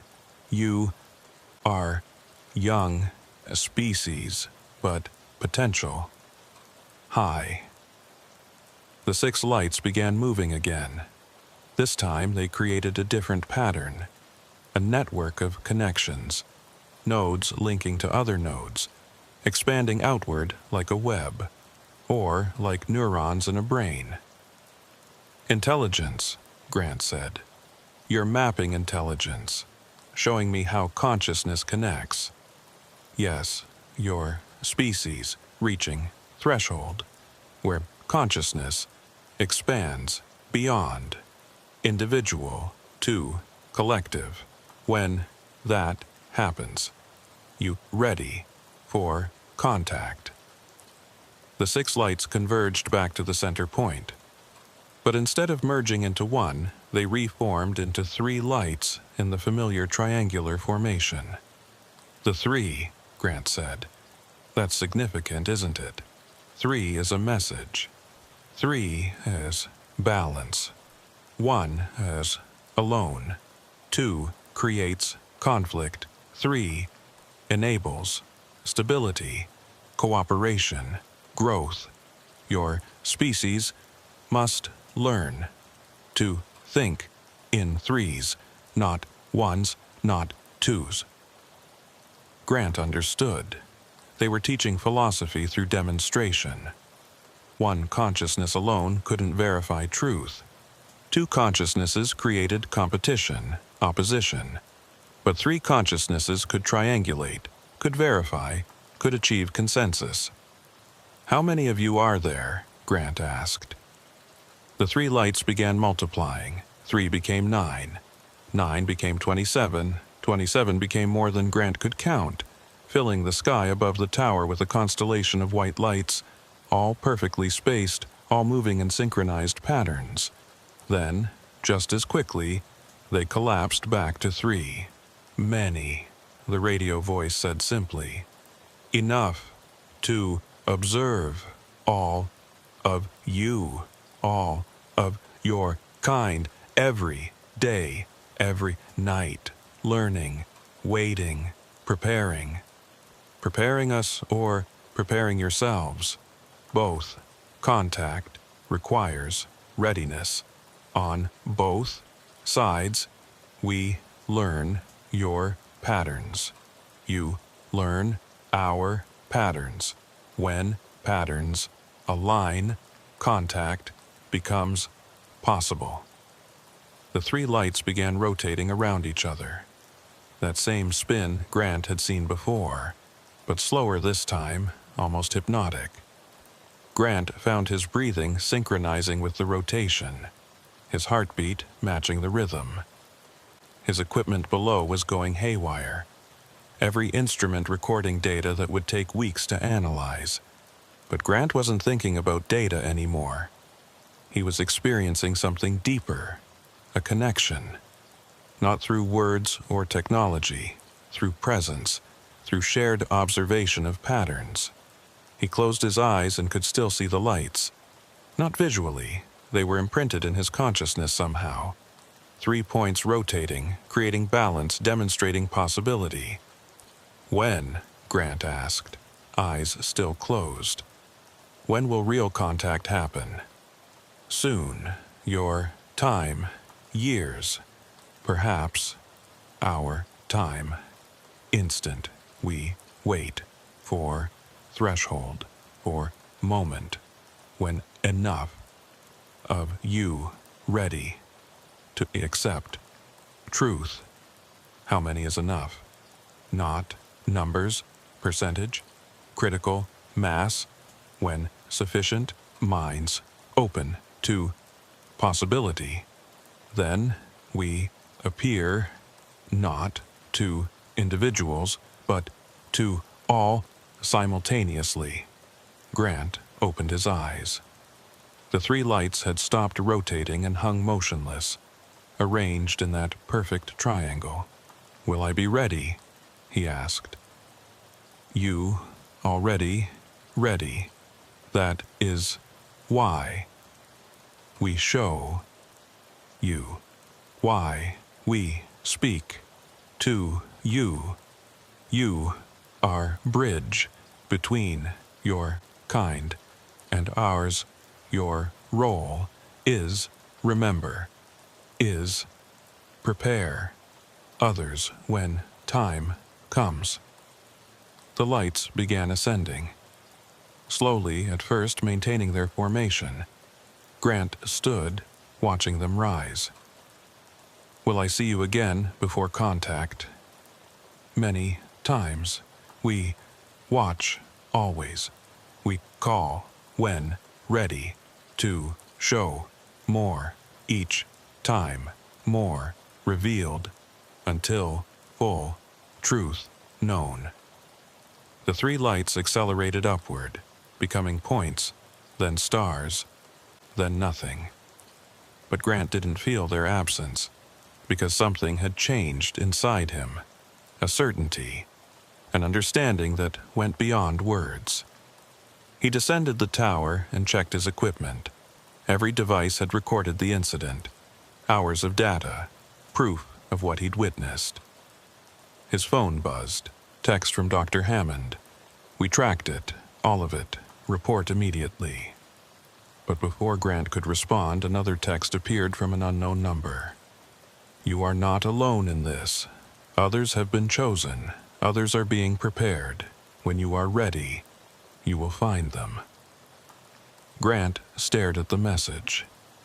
Others, that made sense. If they were preparing humanity for contact, they'd need multiple bridges, multiple individuals across different locations, different cultures, different backgrounds. He typed back, "How do I find them?" The response came immediately. You don't. You recognize, pattern of threes. When you meet someone else who sees the threes, who understands the geometry, you will know. Grant drove back to Tonopah with his mind spinning. The debriefing would be intense, the questions endless. But he had something more valuable than answers now. He had purpose. When he arrived at the facility, Dr. Hammond was waiting with her usual team. But this time, there were others. People Grant didn't recognize. Civilians from various agencies he guessed from their different styles of dress and demeanor. "Mr. Holloway," Hammond said, "before we begin the debrief, I need to tell you something. You're not the only one." Grant's pulse quickened. Not the only what? The only person they're contacting directly. We've identified 11 others across 4 states. All civilian contractors or isolated workers in areas near military installations. All reporting similar experiences. Progressive contact. Teaching through geometric demonstrations. Messages about preparation. She pulled up a screen showing photographs. 11 faces. Different ages, genders, ethnicities. But something similar in their eyes. A recognition, an awareness. "We're calling you the Contact 11, Hammond continued. "You're the first group, the prototype. If our analysis is correct, they'll expand to more individuals as time goes on, building a network of humans who've been prepared for full disclosure." One of the other civilians spoke up, a woman with kind eyes and graying hair. "Mr. Holloway, I'm Dr. Sarah Vance with the Consciousness Research Initiative. We've been tracking anomalous phenomena for 2 decades. What's happening now is unprecedented. Not just the technology they're displaying, but the methodology. They're teaching, preparing. That suggests they want contact to succeed." Grant thought about the DNA helix, the neural network, the pattern of threes. They said contact happens when enough minds are ready, when we reach critical mass of acceptance. What's the timeline? Hammond and Vance exchanged glances. Vance spoke. "Based on the acceleration of incidents and the expansion of direct contacts, our models suggest 18 to 36 months until some kind of mass revelation. But that's speculation. They operate on their own timeline." 18 months, Grant repeated. "That's not much time to prepare humanity. Which is why your role is critical," Hammond said. "You and the others. You're living proof that contact is possible, that it doesn't have to be frightening. Your experiences, your testimonies, they'll help others accept what's coming." Grant looked at the 11 faces again. "Have they all had the same experiences I have?" "Similar, but not identical. Each encounter seems tailored to the individual. You're getting geometric demonstrations and pattern recognition. Others are receiving different types of teaching. One person reported musical communication, harmonics and frequencies. Another described color patterns that conveyed meaning. They're approaching each person through their strongest perceptual modality. That made sense. If the goal was understanding, meeting people where they were mentally would be the most effective approach. "When do I meet the others?" Grant asked. 2 weeks. We're organizing a gathering, somewhere secure where you can all share experiences without fear of public exposure. Hammond smiled slightly. "Though between you and me, I suspect they already know about it. They seem to be aware of everything we do." The debriefing lasted 6 hours. Grant described every detail of the encounter. The 6-way split, the DNA helix, the network pattern, the multiplication into countless lights, every word of the communication. When it was over, when Grant finally left the facility at 4 a.m., he sat in his truck for a long moment before starting the engine. Above, the stars looked different now, not because they'd changed, but because he knew what some of them really were. Observers, teachers, beings preparing humanity for a transformation in understanding. Grant's phone buzzed. Another text from the unknown number. "Sleep well, bridge builder. Tomorrow you continue preparing. The patterns will guide you." He smiled and drove home through the Nevada darkness. Tomorrow he'd return to his normal work. Tower maintenance, equipment repairs, the mundane reality of his job. But nothing was mundane anymore. Because he'd been chosen.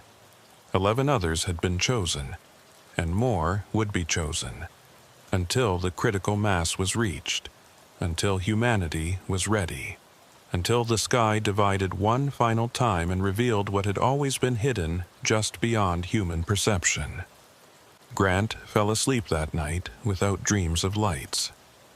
Instead, he dreamed of patterns, 3s becoming 6s becoming infinities, all connected, all purposeful, all leading toward a moment when contact would no longer be whispered to individuals in the desert night, but announced to the entire species at once.